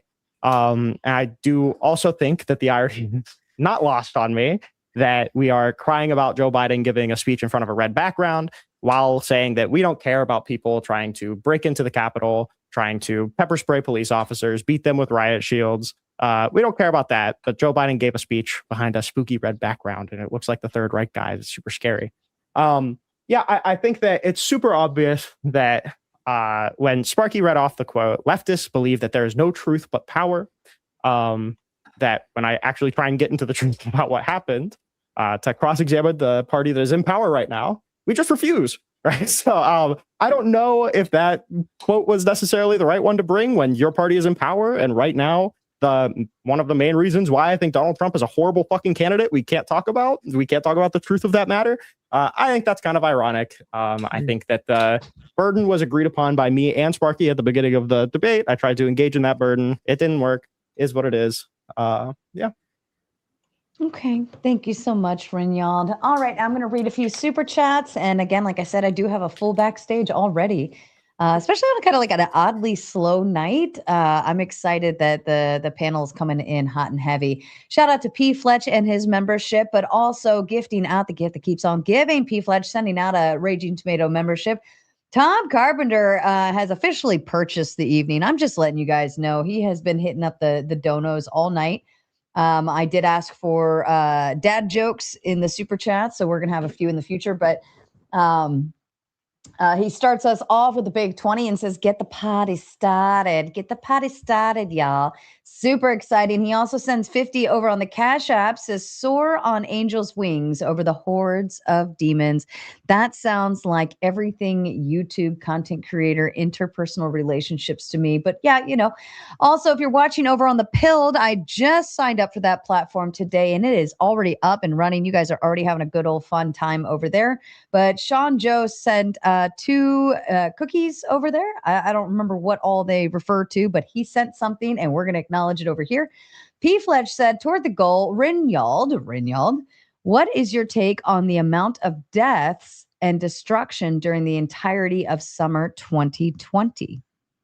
Rioting is super bad. It's super bad to, promote if you're trying to promote an idea and you do so by fucking with a bunch of people's private property who have nothing to do with any, exercism of policy. I think that's super stupid. I don't think it's a good way to further your goal, and I don't think it's a good thing. I think generally, if you're going to, in the American spirit, as Sparky says, if you're going to, protest a policy or whatever, do it against the public, right? Do it against the government. These people are beholden to us. Just make sure that you're doing it for the right reasons. Make sure you're doing it for defensible reasons. Make sure you're not doing it at the behest of an 80-year-old who doesn't even believe the words that he's telling you. Fair enough. Any comments to that, Sparky? You muted. Yeah. Yeah, me trying to be courteous. Yeah, no, the most base thing you can do is protest your government. I mean, that is American as fuck. All right, fair enough. Tom Garbager says the opposite of pro is con. So the opposite of progress is Congress. Brum, brum, brum. But that's by design, isn't it? Brian Griffin ass joke, bro. But that is actually my favorite part about Congress. Congress is supposed to be slow. Everyone complains they don't do enough. I say they do too much. I would rather have legislative stagnation than the hundreds of thousands of fucking laws that we have on our books today. That's fair enough. Tom also says politicians are like diapers. They both need to be changed frequently and for the same reason. He also says if Chuck Norris, RIP, were president, he'd protect the Secret Service. I feel like we needed more Chuck Norris jokes for a longer period of time after he passed away, because that was the, I don't know, staple of my childhood was like Chuck Norris, Walker, Texas Ranger. And they're just, I feel like that it should have lasted longer when he passed away to celebrate with the Chuck Norris jokes in heaven. Honestly, I think that we could have cured cancer had we just got Chuck Norris to cry.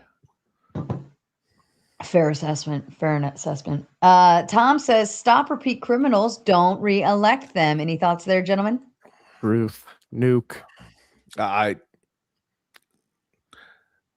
Criminals got to actually be prosecuted in order to be a criminal. Fair enough. Innocent until proven otherwise. And Gibbs was referring, I believe you were talking about some, I think it was part of your analogy process, but Gibbs says, unless you're in the UK, and the guy says you're racist. And I think that was Rinyald, you were saying, I think Rinyald, you were saying how you could say somebody killed somebody if you sat there and watched them do it or something like that. But yeah. Oh, yeah. Tom Carpenter says, what did Delaware? Her New Jersey. Wah, wah, wah. I asked for dad jokes. They did not fail. That is a dad joke. And Testicle Johnson sending shots fired over at Gibbs says, glad the rash finally cleared up, Gibbs. Yeah, shout out to you, Gibbs. Hope it all turned out well. Politics come from poly, meaning many, and ticks, meaning blood-sucking parasites. And Testicle Johnson, again for the kill, says L plus diabetes. Shout out to you. You got me. All right, gentlemen, are we ready to meet our panel during Let's go Q&A? All right, I'm let's ready. Let's have some fun.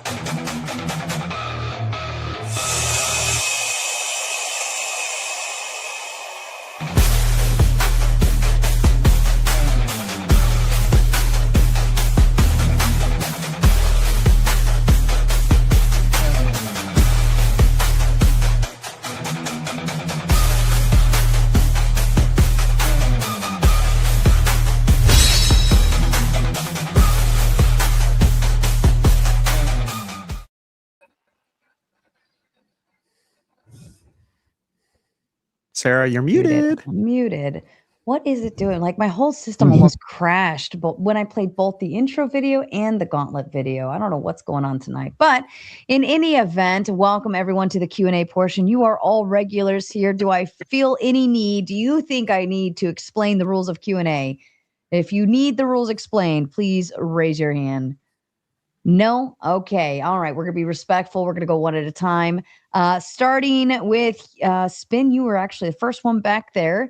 Spin, do you want to go ahead and ask a question or make a comment? Comment is, Jason, it's good to see you, brother. I just talked to E.T. today, and he said knock him dead. Okay, thank you. Hi, Ringworm. I'll get to you soon. That was it? Oh, that was it. Oh, yes. All right. Fair enough. Okay. Ant, to you, sir. Thank you. Good to see you, Jason. Thank you for coming, Rinyald. It's probably going to be a very spicy night, but I'm not going to light the fire.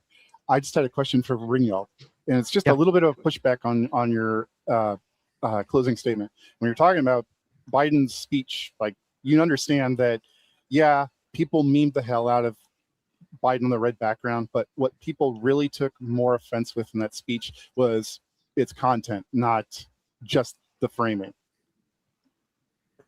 Yeah, maybe. I will say that that's not what Jason invoked. He did literally invoke the framing, but I mean, there were some things that I probably wouldn't have done if I were Joe Biden in that speech, but I think that most of it is defensible. And, anybody who's getting outraged by the contents of that speech, either don't understand the severity of how bad Donald Trump is, or is chastising Joe Biden for things that are a fourth as bad as what Donald Trump says on a regular basis. Wouldn't it be pretty normal to be outraged at someone basically saying that you're an enemy of the people of the state? Even like that's a pretty inflammatory statement, is it not? I agree, but if you're a Trump supporter, I mean, you're criticizing. like if you're criticizing, Biden saying that somebody's an enemy of the people, and you're a Trump supporter, right? No, Biden is allowed to say his comments and make and say what he thinks. I am only explaining the effect it has and where it's projected to. So yes, I'm saying it's understandable that people would be upset at hearing them being called these things, right?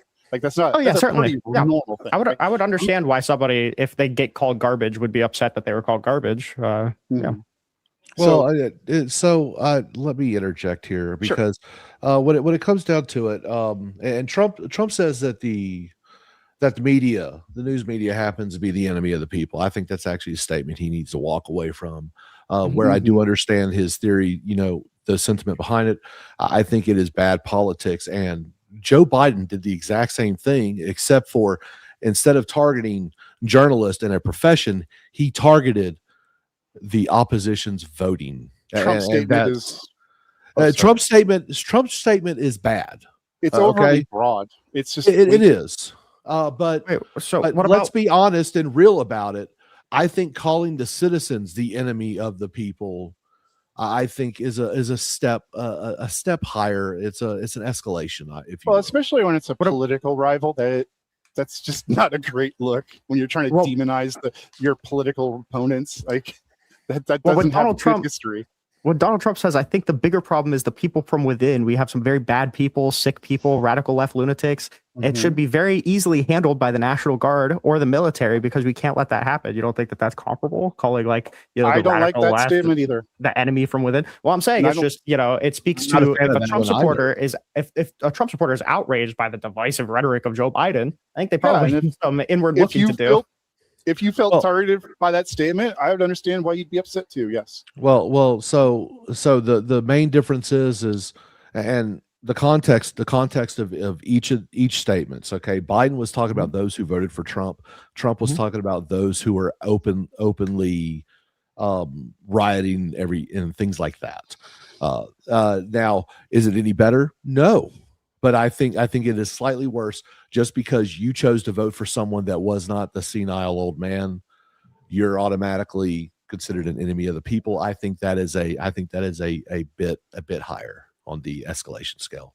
What about when Donald Trump said they're scum, and they want to take down our country and they're absolute garbage? What about that one? I'd need more context. I mean, it's the basket. It's almost like the basket of deplorables at level, honestly. Okay. Yeah, like it's rude. Look, I am not an apologist. I will say exactly what I think. I'm as last night guest. I'm not a mushroom gobbler. What's wrong with mushrooms? During Pride Month, Do I Democrats guess not you're like supposed mushrooms? I don't understand. Yeah, well, it's really more of a homophobic slur. Is that he's I throwing, know even that. though he likes to playing- say it isn't. It's, I know. I was playing dumb. Oh, He I was like playing the- dumb about it too. It was like, No, he wasn't playing. anyways, I think you answered my question, Rinyald. I appreciate it. I look forward to the gauntlet and the open panel. So thank you. Thank you so much, Anne. I appreciate you. All right, for the win. Your turn, sir. Thank you, Sarah. Thank you, everyone, for being here tonight. Jason, Rinyald. Rinyald, I got to hear bits and pieces of everything that you said so far. I just wanted to have you quickly frame specifically that day with J6. Was it a Fedsurrection or not? Let's just start with that. Do you believe in that or not? Were there FBI agents in attendance that day there? Well, those are two way different claims, right? It's obviously not a Fedsurrection, but there were FBI agents and FBI informants in the crowd. Okay, and what do you think they were doing there that day? The FBI informants were there to report on the extremist groups. The FBI respondents were there after violence had already broken out. Okay, so the other day, Trump put out a statement on Truth saying, to all the FBI agents who were forced by Christopher Wray to go to the Capitol on the afternoon of January 6th and then risk their careers to blow the whistle about the political bias and abuses they witnessed, I want to thank you for your courage and assure you that you now work for a director, Kash Patel, and Attorney General Pam Bondi, who are stamping out political bias from the Bureau and DOJ. And making sure agents pursue criminals without regard to their political stripe, just the evidence. Keep up the good work. What do you think that proves? Well, I want to ask about, as the prompt says, J6 outrage was purely leftist media persecution of political rivals. So after that day's events and everything, the J6 panel was created, and it was created into this nightly drama on prime time for the whole entire world to ultimately see. Wait, hold on. So we were given bits that quote that you read out. What do you think that's proving? That Donald Trump said it was corrupt? I believe that. Well, what I'm saying is that I think that there were FBI agents there in attendance, and that they were creating some of the violence there that day too. So when you have it goes back to what Jason was saying earlier as well too, is that when you have a mass of people are going to do stupid shit. But when you have people intently on doing violence, damage, destruction, and all the like, you're stirring the pot. You're creating a matter that's even worse and such. No. So, I asked, where's your evidence that the FBI was promoting people to engage in violence? Well, look at Ray Epps. He was there that day. He was there the day before. And there's video of him inciting the crowds there even the night before. Go to the Capitol. Ray Epps is even an FBI agent. He's an FBI agent. I mean, you can look it up. What's the evidence of that? Thank you. Okay. Well, no, I mean, that's just what it is. I mean, look him up. He is an FBI agent. That's what it is. Like, you guys like to frame him as one, but there's not evidence that he is one, right? So, Sarah, there is.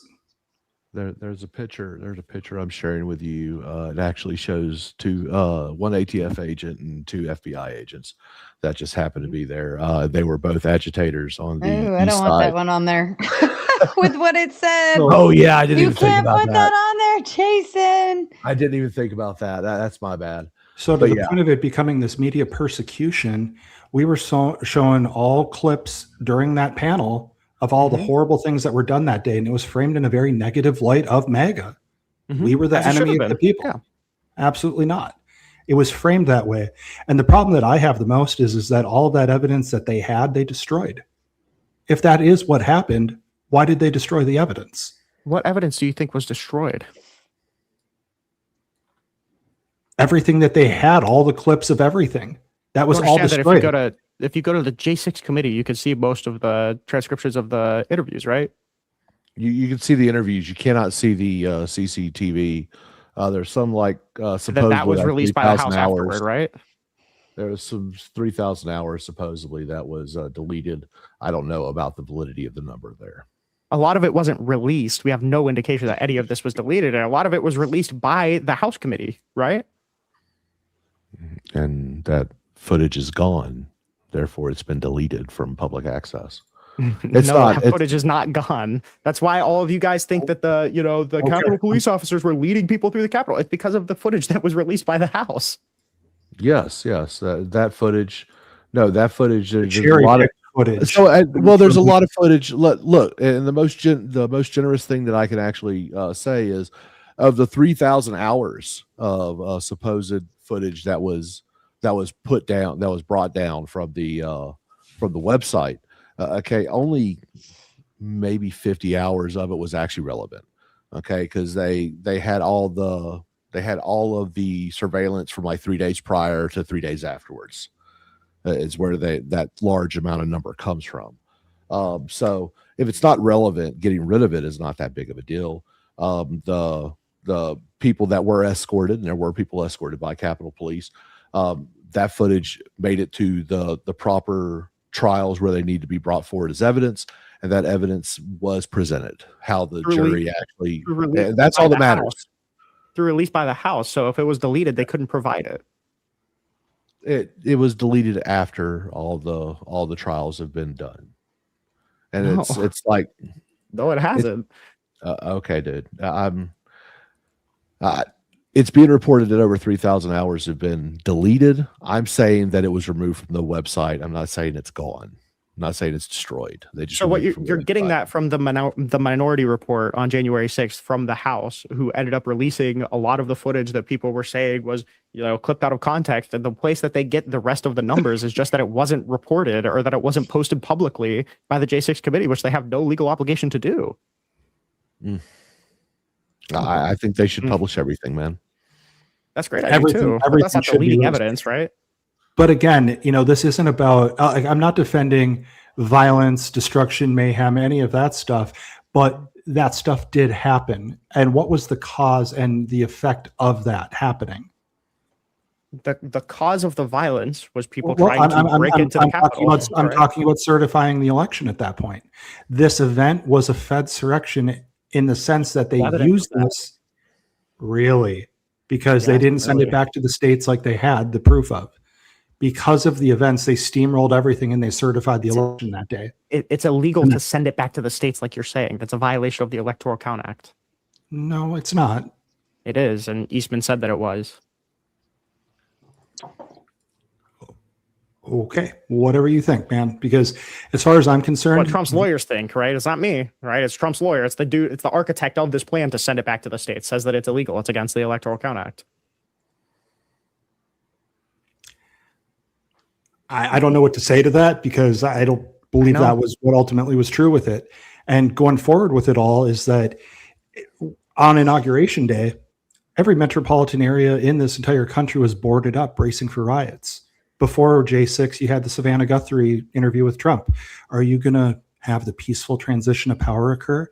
All of these questions were leading up to this event. This event was simply planned. It was going to happen without those people showing up there that day. They were asking if he was going to concede the election peacefully because he kept saying, I don't know if I'm going to concede the election because of all of the mail-in ballots, right? So our journalists are obviously going to ask, to the point of election fraud. If this election is stolen, are you going to concede? And he says, I don't know, maybe. Like, obviously, they're going to keep asking him, hey, are you going to concede? Until he says, yes. Right? That's not evidence of planning, right? That's evidence of Donald Trump saying something fucking crazy, journalists asking him for a response. And then that's it.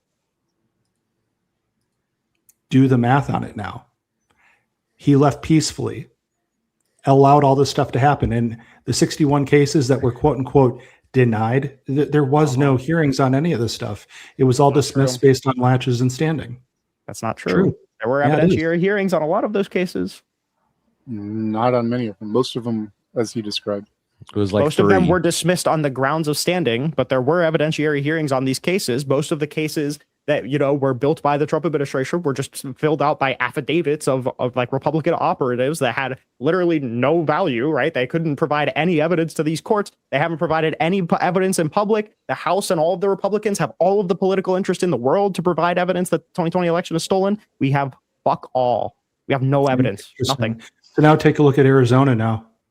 When Tulsi went there to get the ballots and all the pushback that they had, you can't come here and get our ballots. What did they find? Well, we're about to find out here. Now, if you want to take a step back from that and look at the 22 election that they had there, everything stop. But you know what? We'll count your ballot downtown. Go ahead and put your ballot in box 3. These elections are apparently, at least 2020 was supposed to be the safest and most securest election we've ever had. And then you have something like that happen there. And these are the swing states substantiating everything. We're just substantiating that every I'm single just saying, time. When Sparky says, believe to go and vote, there is no truth you were but told to power, put your right? ballot That in you just box give all of these 3. narratives. That's all it is.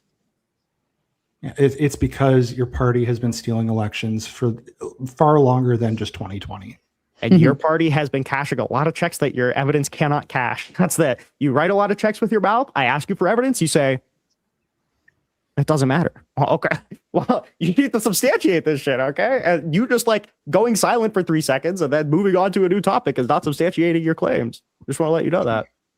Well, because the evidence is, they have all the evidence. It's coming out right now. By June 30th, Tulsi said that's on 2020 specifically. It's coming Isn't out. it crazy? You guys have been saying that since 2020. Okay, it's been 6 years. Where's all of this I'm evidence? still waiting on the Kraken. And that's the point, is that to the point I made about all the metropolitan areas being boarded up downtown everywhere, this country was ready for civil war. We took the path of the least resistance to prevent that from very happening ultimately. And ever since then, we've been shown in all streams of everything on how much corruption there is in our governments. You can't just tell us that there's corruption in our government. You actually have to show the people, and that's what we've been shown. So now Trump has the media, Trump has the people on his side. If you guys think that, oh, he's a great piss, he's this, he's that, whatever, why did he win 24 with millions more votes than 2020 or 2016? I think this is a really good, encapsulation of this conversation here. When November 30th, 2020, in a meeting between Jenna Ellis and Rudy Giuliani and the Arizona state legislators, the Arizona state legislator said, "Hey, you're claiming a lot of, election fraud. Do you have any evidence for this?" And Giuliani says, quote, "Well, we don't have evidence, but we have a lot of theories." And then when that frustrated the Arizona legislators, he said, "Come on, guys. I thought we were all Republicans. This is a little more hostile than I thought it'd be." Right? This is a perfect encapsulation of Republicans, where they just say the election was rigged. When asked for evidence, they just go back to theory, and that's it. And that's all it is, right? Keep saying that there's election fraud. We're waiting for evidence. It's been 6 years. We've got nothing. You saying that it's going to come out next year for 6 years straight tells me it's probably not going to come out. Well, why would something like that come out during Biden's tenure, for example? Why would that come out then? And then this will be the final. Rinyald, am I muted? No. Sorry. Just final thought from you, Win, and then we'll move on to Kraut. You go ahead and you can move on. We'll get at this later. That's cool. Okay. All right. Kraut, you want to go ahead? Yeah, how you doing, sir? What's up, Spin and Clay and everybody? I'm going to try to stick to the prompt until the DJ mode kicks in. What's your name? To the left of Sarah, or her left? No, the other side. Rinyald. You talking about Ringworm? All right. Ringworm. Do you think it's the media's job to report facts or suspicions or conspiracies? I think it's the media's job to report on the news, right? And I think that every, thing that they say should be substantiated by the evidence at the time. Okay. What evidence was there that there was an attempted insurrection? All of the people breaking into the Capitol, all of the public posts by the Proud Boys saying that we need a revolution. Okay. Who broke in, or how many people broke in to act this insurrection? I don't have that number off the top of my head. It's around 1,300. On 1,300. 1,300? No, maybe 1,300 went to the protest, but I don't think 1,300. No, 1,300 actually made it into the Capitol. There was probably about they were let in, Jason. Yeah, they didn't storm it though. Well, at the Capitol itself, you had about 150 to 200,000 people. In all of the surrounding area, probably around 500,000 people showed up for January 6th. All right. Now, some of those people, I imagine, got arrested, right? 1,300 people got arrested. Yes. Okay. Did any of them get charged with insurrection or attempted insurrection? Nope.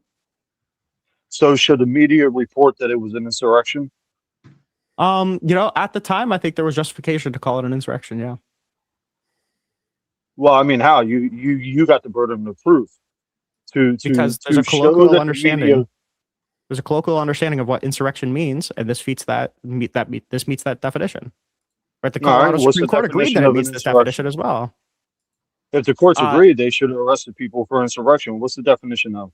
So the definition that Colorado gave was a group of people trying to prevent the execution of the Constitution with violence. That's the definition that Colorado gave. Say that one more time, just so I'm clear on your definition. A group of people trying to prevent the execution of the Constitution with violence. Yeah, I think there was only like 9 or 10 people that were actually violent. The rest were just let in, and like you 9 or 10 people were violent. No, there was. I don't know. I could be off with those numbers. I think as far as actual violence, I think the numbers were in the tens. There wasn't a whole lot of people that was actually charged with like assaulting the police. The majority of the people there were charged with obstruction of government actions, and trespassing was the two main deals. Right. Yeah, there's a lot of people who were charged with a lot of shit there, but nobody was charged with insurrection. Nobody outright impeded the signing over of presidency. So again, right? They delayed it was delayed. Certification. There was impedance of government actions. Yes, that did actually happen. That's why they had the Zoom meeting later that night to certify the election. Okay. All right. Well, then I'll concede on that. But when it goes back around to open panel, I mean, both like I don't watch the news. I don't watch Fox. I don't watch NBC. They're both highly fucking guilty of what is it, propaganda, and to make mass hysteria of the people. So yeah, we can get back on that, because if you want to judge the media for doing that, man, there's a lot of things we can show how the media downplays what the radical left and the fucking liberals do all day long. But I concede my time. I mean, isn't it? Well, real quick, can I say one more thing? Mm-hmm. Isn't it kind of funny that you're saying that the media is giving like a bunch of inaccurate narratives about January 6th, and you do like literally nothing? No. Listen. I actually said I concede on that. When Jason stated what he stated, I said I concede on that point. You got to listen. This is, I know you're a far lefty. You need to open your ears. I conceded on that point. I said when it goes back around, we can go in for how the media is a mass propaganda machine. Seems like they got you, buddy. I conceded, bro. Like, that's not a got you. I conceded. But it's not because of what you said. It's because of what Jason informed me on. Thank you. I can see my time, sir. Thank you so much, crowd. I appreciate it. Clay, my love, go ahead with your question or comment. Yeah. You guys, I appreciate you having your debate. I'm trying to figure out if I can even call it that. Jason, are you a plant? Am I a plant? I am a Fed. Like I literally work for the federal government, but I figured. But yeah. No, I'm a military vet, current civil servant. Sure, I'm a plant. Whatever. Thank you for your service. That gets me out of the house. Yeah. Rinyald, I did capture some. Appreciate you replenishing the bottle. I was hoping to see this debate go to actual media coverage. It did not. Jason, yes, it is boring. It is super boring to hear the same old, no, they really did it. No, they really did it. No, they really did it. And that's what we get from the leftists. That's why this bottle continues to fill up every time I do a little spray. But maybe I can help out. So in the media business, in the press business, there's this little thing called accreditation. And with accreditation comes responsibility, right? The idea that you can get a seat at the White House press conference. The idea there is that you're going to report on the truth. Okay. Now CNN, Fox News, ABC, NBC, all these big stations, all these big corporations, they get a seat because they're supposedly accredited. However, countless time after again and again and again and again, we hear anchors come on these platforms to do commentary,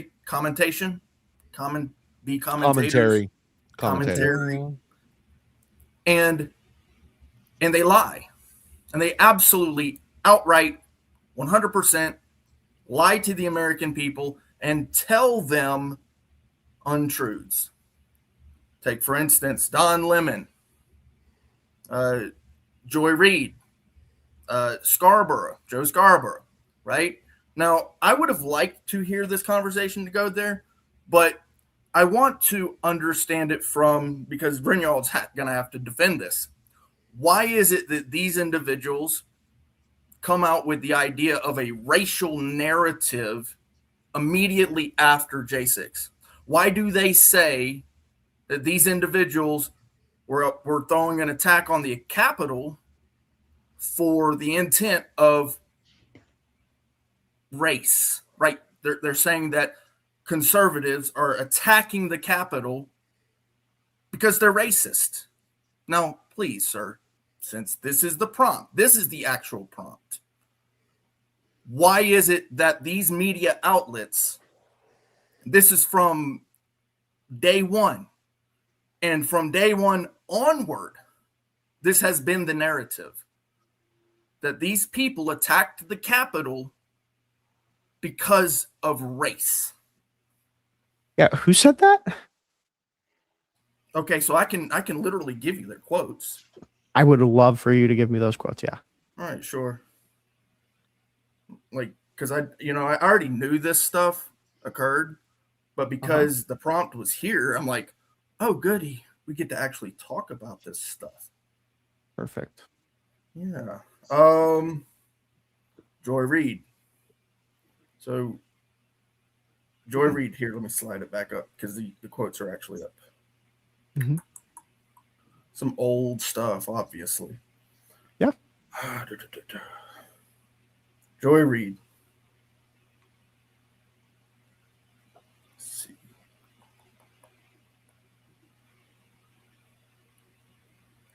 Sorry, I don't mean to stop the camel dead in its tracks, guys. My bad. No. I mean, these are things that are well documented. No, I'm not certain that it is, but that's fine. Yeah. No, I'm sure you don't, because you don't even watch your own media outlets.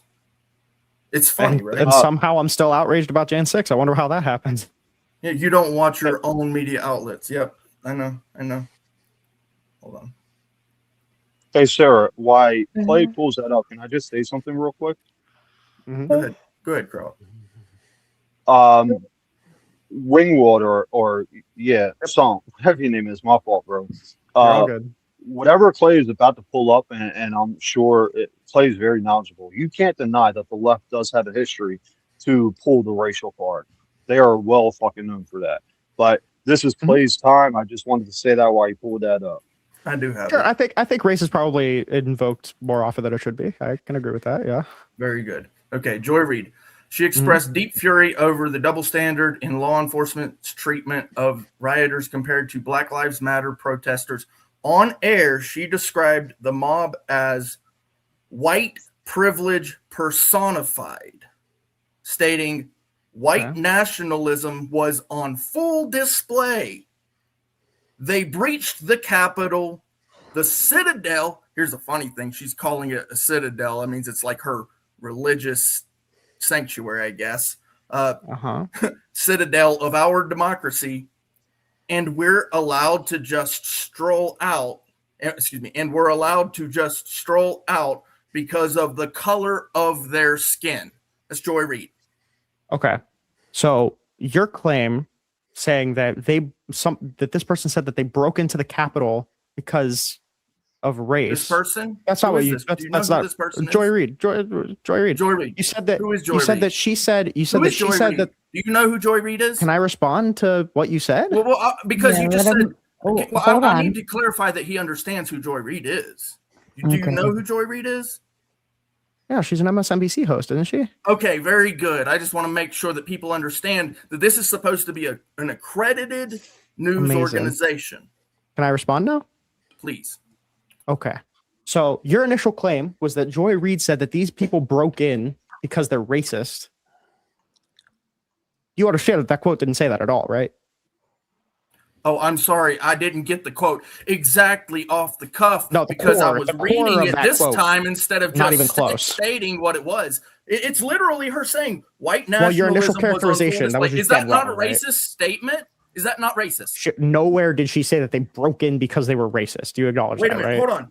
They were allowed to just stroll out because of the color of their skin. Correct. That's a different thing, right? So her saying it's the same exact quote. That quote is saying that they broke in because they're racist. No, it's saying they were allowed to. Okay, so that initial characterization you gave, that's just dead wrong, right? No, incorrect, sir. Stop trying to twist it. You said that they broke in because they're racist, right? That's not what that quote said. The idea of them breaking in, being able to take over, is because the police there were looking at it and saying, oh, we're just going to let them trample all over our citadel of democracy because they're That's white. not even what the quote said. That is exactly what Joy Reid is saying. You can calm down, That is Clay. exactly what she's saying. You're just Calm trying down. not to hear it.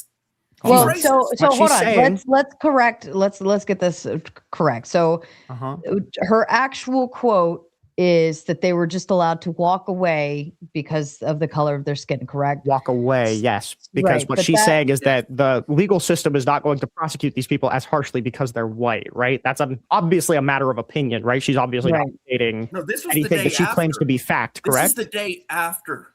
Literally the day after. That's amazing. The very next day. There's no prosecution happening. I think hold on. Let me help here. I think that's still I think that still wraps into the idea that they were able to do it, right? Because of the color of the skin. Because assumingly, if I walked into a 7-Eleven right now and I stole a candy bar and I looked at the guy and waved to him as I walked right out with the candy bar in my hand and everything, and he didn't even think to look or whatever, someone could very well say, well, the clerk didn't even think that she was stealing a candy bar and just let her walk out because the color of her skin, because he would assume that she wouldn't steal, right? Yes. Yeah. So I think it can go both ways in that aspect in terms of what I understand what Clay is saying. And I think it can still wrap that whole entire event up by saying they were just able to walk away, because assumingly if they walked in and caused a bunch of shit, and let's just pretend they were all black or something like that, and then they all got arrested, and then you got a white group that walks in, does the same shit, and then walks out because they're white, right? Like, so you're showing the same, you're demonstrating the same racism in terms of the comment in either direction. So, but it's fundamentally different than what Clay said, right? So at the beginning, he said that Joy Reid said that these people broke in because they're racist, right? That's obviously not what happened. Then we drill down to what she actually said is that the reason that these people were not, harshly prosecuted or were not gone after incredibly hard. Correct. Yeah, it is semantics. Semantics are important in this aspect. Yes. Yeah, if you're saying that somebody is lying, then the semantics of what they said is super duper important. Okay, fine. Well, we're not talking about the J6ers. This is exactly why Jason said this shit is boring, because we're talking about the media, right? The media and their crazy ass reactions to this shit. right? The drumming up.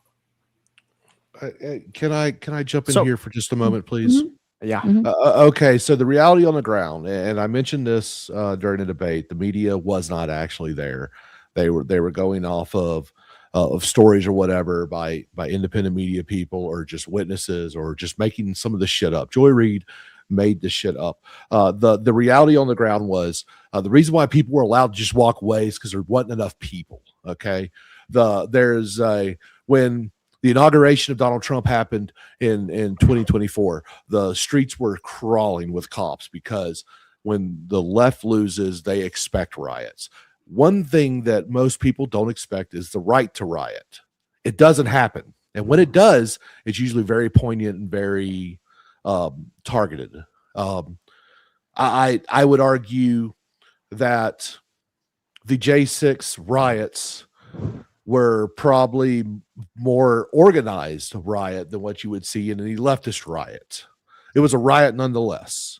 But the reason why there wasn't enough personnel there in order to quell the people was the fact that how rare is it that right-leaning or conservative people actually go to that level? And that's something that we actually, you got to be honest about. Okay. I think it is ridiculous to pretend that everything that happened on January 6th was a bunch of sweet baby angels that didn't do nothing. But the reality is it was just more surprised because it was conservatives or right-leaning individuals that were doing this extrajudicial action. And can I actually go on to another quote? And just to actually say exactly what I said to you, right? Okay, I quoted Joy Reid. She insinuates that these people are racist. But let's listen to Don Lemon. That's way different, yeah. Let's listen to Don Lemon and what he actually said. Let's do it. Just a riot. They came there to disrupt the government. People died. Over 140 police officers were injured. Do not let them gaslight you into thinking this was anything less than an insurrection to save their own political skin. Yeah, exactly. Yes, that is racist. You're fucking He's retarded. racist, I have no. Yeah, What do you think that quote skin. says? Yeah, skin. Oh, yeah, absolutely. This guy, we already know that Don Lemon's racist. This has been very much documented, well within substantial reasoning. Dude, the guy's been on air for a long time, okay? Oh, and let's go to Mr. Joe Scarborough, right? Hey, you're just This fucking is what he retarded, says. right? Like, I don't know what to say. If these insurrectionists were black, just outright says it, they would have been shot in the face. Open the doors and let them walk through inside the Capitol? Outrageous. So right? you could grab more So quotes. I just want it's to, Clay, can I get a evident, concession that sir, you completely so it's misframed this in the initially? sir, Can I get a concession sir, of that? Mr. Rinyald, it's Uh-huh. clear, it's evident that racist remarks are not coming here from the right media outlets. They're coming from the left media outlets, right? Now, there were some coming from the right media outlets, some what people would probably call rhinos within, you know, but regardless of that, these are particularly pointed at specifically those J6 rioters or insurrectionists or lawbreakers. I mean, personally, I don't see the reasoning to go rehash. Basically, you know, at this point, I know you don't. it is Not old. politically It is advantageous. really old. But it is worth noting that these media outlets, these accredited media organizations, are full of shit. And anybody backing the bullshit from these bullshit artists, I'm sorry, you're a fucking loser. Thank you. Clay, I don't even know what the fuck you for think your you time, Sarah. substantiated. I don't It's even know alright. what that was. It's That was just a alright. soliloquy, bro. We can kind of sift that one out a little better on the panel. Thank you so much, Clay. I appreciate you. Effigy to you, sir. Oh, okay. Well, I have this theory that Sarah created these little Q&As to spitefully teach patience to people like me. This way you all have to sit through what I have to sit through. All right, so here we go again. Let's jump on this merry-go-round once again. The selective memory outage of right-wingers is expected, but always funny to watch. It's like you guys constantly hit yourselves in the head with a hammer by the lack of things you remember. If this outrage, Jason, is manufactured simply by the left, then why did both the head of the House and the Senate condemn it? Why did a dozen Trump officials resign because of it? Why did Trump-appointed judges call it an assault on democracy? How do you account for Republicans voting to impeach Trump? And how does outrage explain guilty pleas on things like seditious and conspiracy? Okay, let's break this down one at a time. That way I can address everything that you asked. I don't want to. I actually want to address every point. So, what's your first one? I'm sorry. So if the outrage is manufactured by the left, why did a bunch of right-wingers basically get outraged over it? Why did the heads of both houses of Congress, and why did a bunch of Trump officials resign over it? The Uniparty. It's a gay. Yeah. This is break it down simple mentality, right? Uniparty, this is what you guys do. Sure, anyone man. who disagrees with Trump, you automatically be like, well, no, I disagree with Trump on a ton of shit. The deal is, if you want to pretend like we actually have a two-party system, I mean, sure, cool. But the reality is, for the most part, there is a uniparty. There's not a two-party system because one of the parties consensus. There's a doesn't consensus. fuck you over horribly because of what you look like. So no, all sides fuck you over, dude. Constantly. That's what the government does. The government exists to fuck you over. Yeah, but some parties fuck you over in specific ways. Yeah, and others fuck you, and get you to thank them for it after. So is your answer to every question just going to be the conspiracy? No, bro. No, like Trump-appointed judges who called it an assault on democracy. Is their outrage manufactured by the left? I mean, the assault on democracy, I think, is hilarious because we're a constitution republic, not a democracy. Yeah, so and our constitution mandates that we vote for things. Hence, we're a liberal democracy. No, like, come on, man. These are tired ass arguments. Jason, what's your definition of a republic? Republic is representative government. Okay, what's your definition of democracy? Democracy is everybody voting on everything. We are not a true democracy. We are a constitutional. How do you add that suffix? Why do you say true democracy? Democracy is a category. So we are a constitutional republic with democratic processes. True. And something that has democratic processes. How would you describe something that has democratic We're a constitutional republic. It's all the same. That's what we are. All of those. Okay, but I would argue we're not a democracy. You'd be wrong. No one is arguing that we're a true democracy, that we have referendums. No one argues that. Only the right strawmans that. That's all that ever happens. No one has ever on the left argued that point. Ever. There's literally a term for that, by the way. It's direct democracy, right? Yeah, direct democracies are when you vote directly on everything, right? Yes. Democracies in general is when the power is held by the people, right? So if the people vote for representatives, that's a democratic system. And if it's the case that we elect representatives, then it's a republic. Yes. Yeah. It would be considered a democracy because it has democratic processes. Yes. A government that has democratic processes is a democracy. You're literally just repeating what I said. Then so you agree we're a democracy? Like you're disagreeing. We're not a democracy. We're not a democracy. We're a constitutional republic with democratic. We're not a direct democracy. We're a representative democracy. Up until the 1960s, we were a limited democracy. LMFAO even. Cool. All right, so back to the problem. If outrage is manufactured by the left, how do you explain the outrage of the Capitol Police and the DC Metro Police? What do you mean the outrage that they were outraged? Authority. They came out and said their authority. How dare their authority be questioned? Yes. Oh, surprise! Tiny tyrants complaining about people not listening to them. It's all just police officers.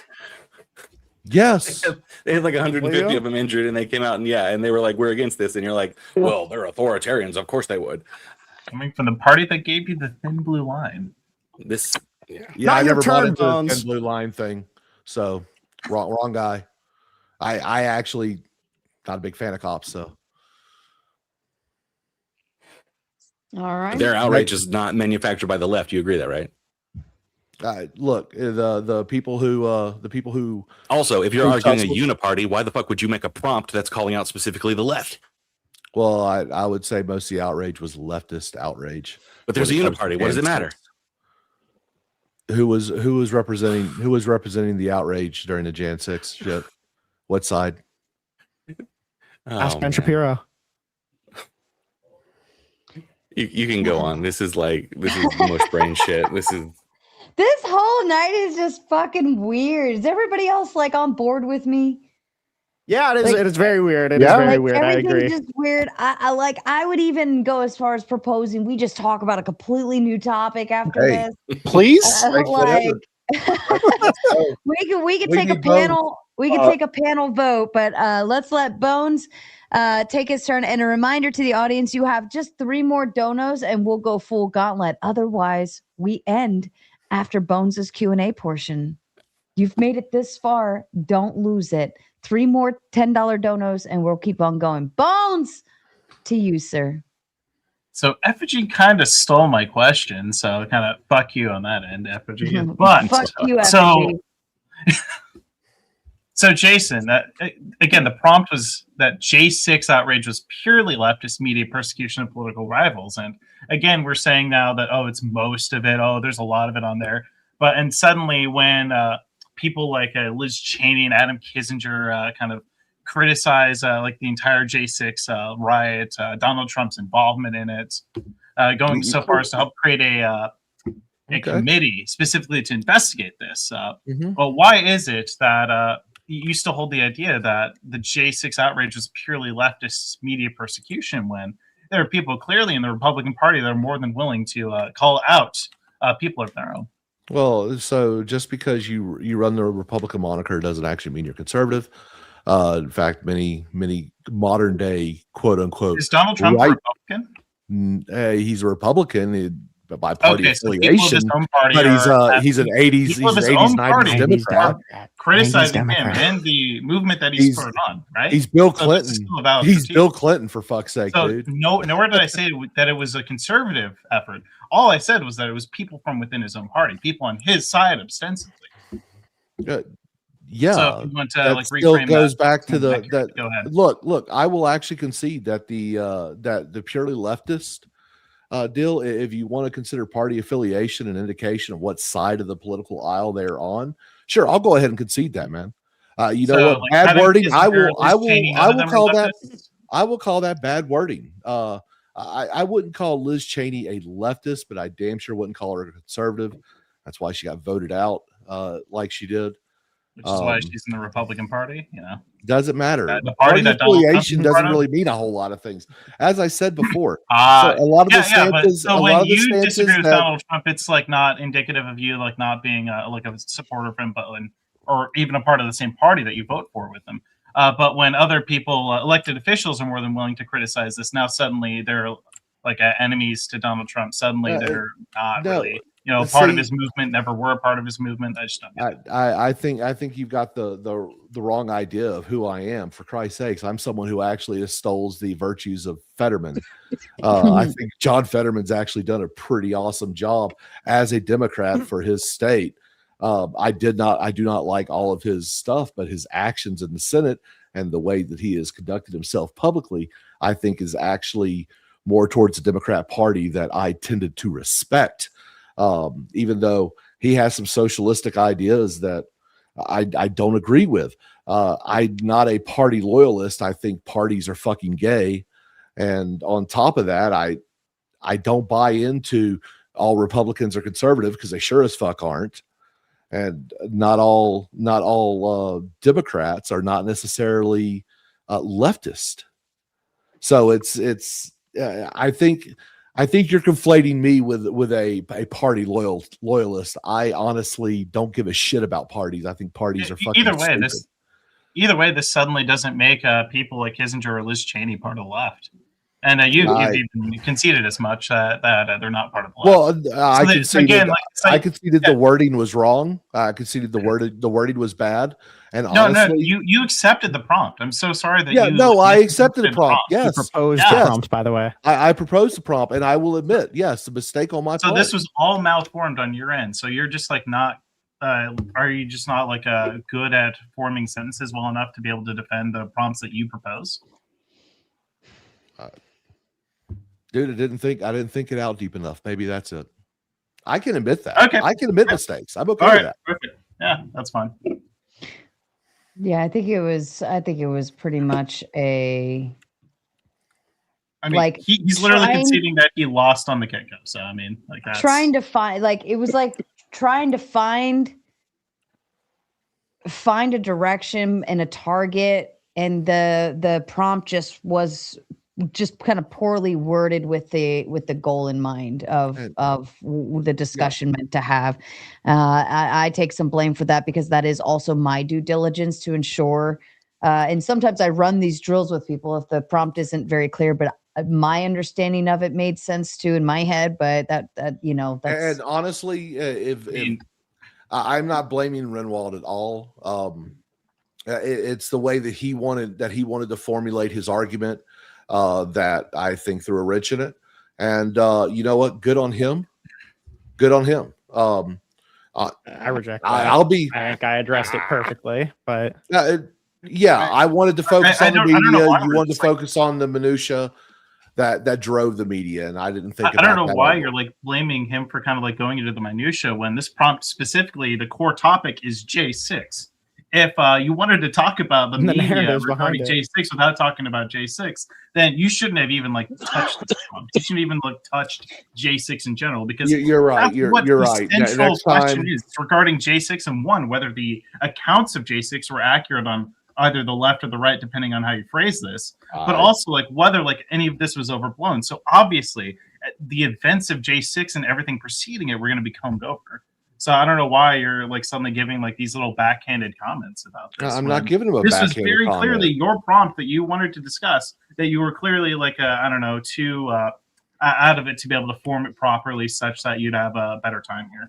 Yeah, I think the focal point was supposed to be the leftist media, but I think that J6 outrage piece in the beginning like throws it off to where it's not yeah. I think it should. I think looking back now, maybe we should have just focused in on media in and of itself. I'll take responsibility for it, and that's completely fine. I mean, to be clear, though, it kind of feels like we're asking to litigate a defamation case about if somebody killed somebody without looking into the murder. Right? Like, how do you litigate if somebody defames somebody? Yeah, I see what you're saying. No, that makes sense. How dare you put that on the news? How dare you say someone died? How dare the news media talk about J6 when it happened?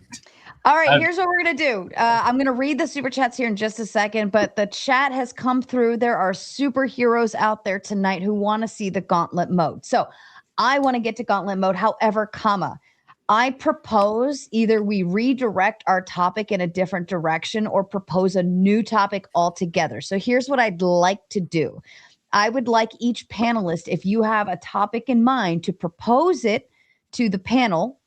The panel can either vote on one, or if we have a few where the panel's like, yeah, I want to talk about that. No, I want to talk about that instead. No, I want to talk about that. Then we propose it to the chat to vote on. Okay. How do we feel about that?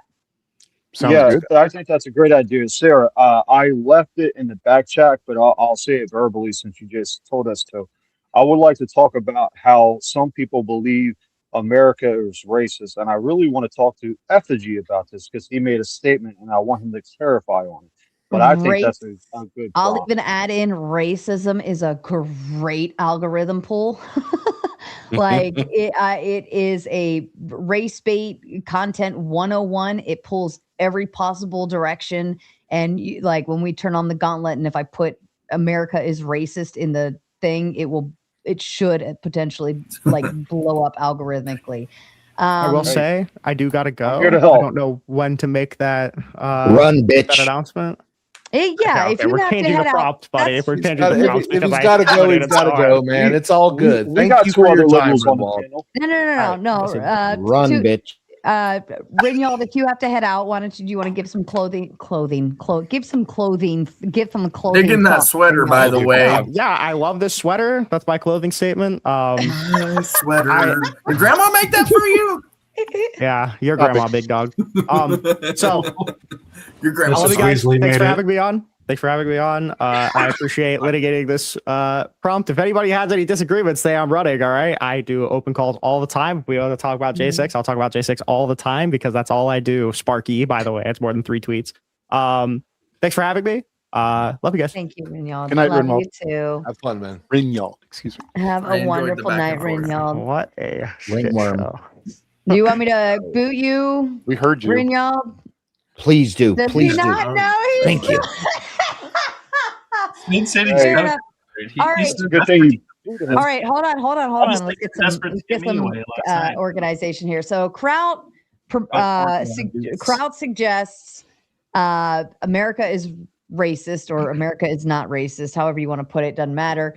Does anyone have another proposed prompt to pull in for Gauntlet? Anything but the T word. Anything but the Yeah, Clay doesn't I want to have agree, that Clay. It conversation. seems like we've been hashing that out for a while. Anybody else have a different one to propose? If not, I'm happy to Yeah, go I'm into. fine with the no T, considering that's all they could fucking talk about yesterday. Yeah, I agree. All right, let's do it. Let's talk about protesting and how stupid it really is. Although saying like something as nebulous as America is racist is extremely vague and I really want to. not really I a really point want you to can get on debate. that effigy. I really want to get on the effigy. Well, so- hold on. Let's do. Hold on. Before I connect and does anybody think that America is racist? No. No. Say there are racists in Depends America. what There's you- racist in I would America, agree but with that. America itself is not racist. Yeah, I wouldn't say the country is racist. I think actually, especially what's going on in New York and up in New Jersey, in Newark, with the protest and stuff that is happening over at the ICE facility, and it's just recently announced they just canceled the curfew or whatever, the riots that are going on over there. Would you consider that to be an insurrection? Little things like that. I think the recent riots that we've had, especially over immigration, is kind of interesting, and arguments for and against them. All right. So immigration protests riots, whatever. All the We same. could just talk about how effective what? we think protesting is. I'm just gonna put left versus right. Y'all suck. Okay, we're just gonna do that. Left v right. Yeah. What it comes down to anyway, right? Versus. I mean, no, Have not enough of really. each side. Like, Right I now. wish if we, the people, like the U.S. citizens, all came together, we could literally change the fucking government for the better. But we're so divided, and we're divided from both fucking parties. And this is coming from a conservative. And I admit the right divides a little bit, but they don't divide off of race. They literally divide off of parties. The left divides off of race and party. Yep, they also shut the fucking government down because they're getting in a pissing match. Do you guys understand why the left is always having racial conversations, right? It's because most of the racists who are non-white in this country have to vote for the Democrats because the other side is actively hostile toward them. Is it because That's no, not no, no, no, no, no, no, no. That's not true. Explain. Is it- Explain. See, Let him explain. all I had to do was say left versus right, and y'all just went right on from there. It's too easy. I love you guys so much. All right, listen up. If you're watching over on the Raging Tomato on YouTube, Twitch, Twitter, Insta, Kick, or Pilled, we are shutting down all of those channels. If you want to continue watching, you have to go to YouTube, type in at the Gauntlet Debate. The Gauntlet Debate. Go over there, and we are live over there, hopping and kicking, and that's where you continue watching this show. It is an after-hours party, solo to only one channel, okay? So if you want to continue watching, go to YouTube at the Gauntlet Debate and find us there. All right, I'm shutting down Raging Tomato. If you want to catch the raid, it'll raid you over automatically, and we'll go from there. All right, here we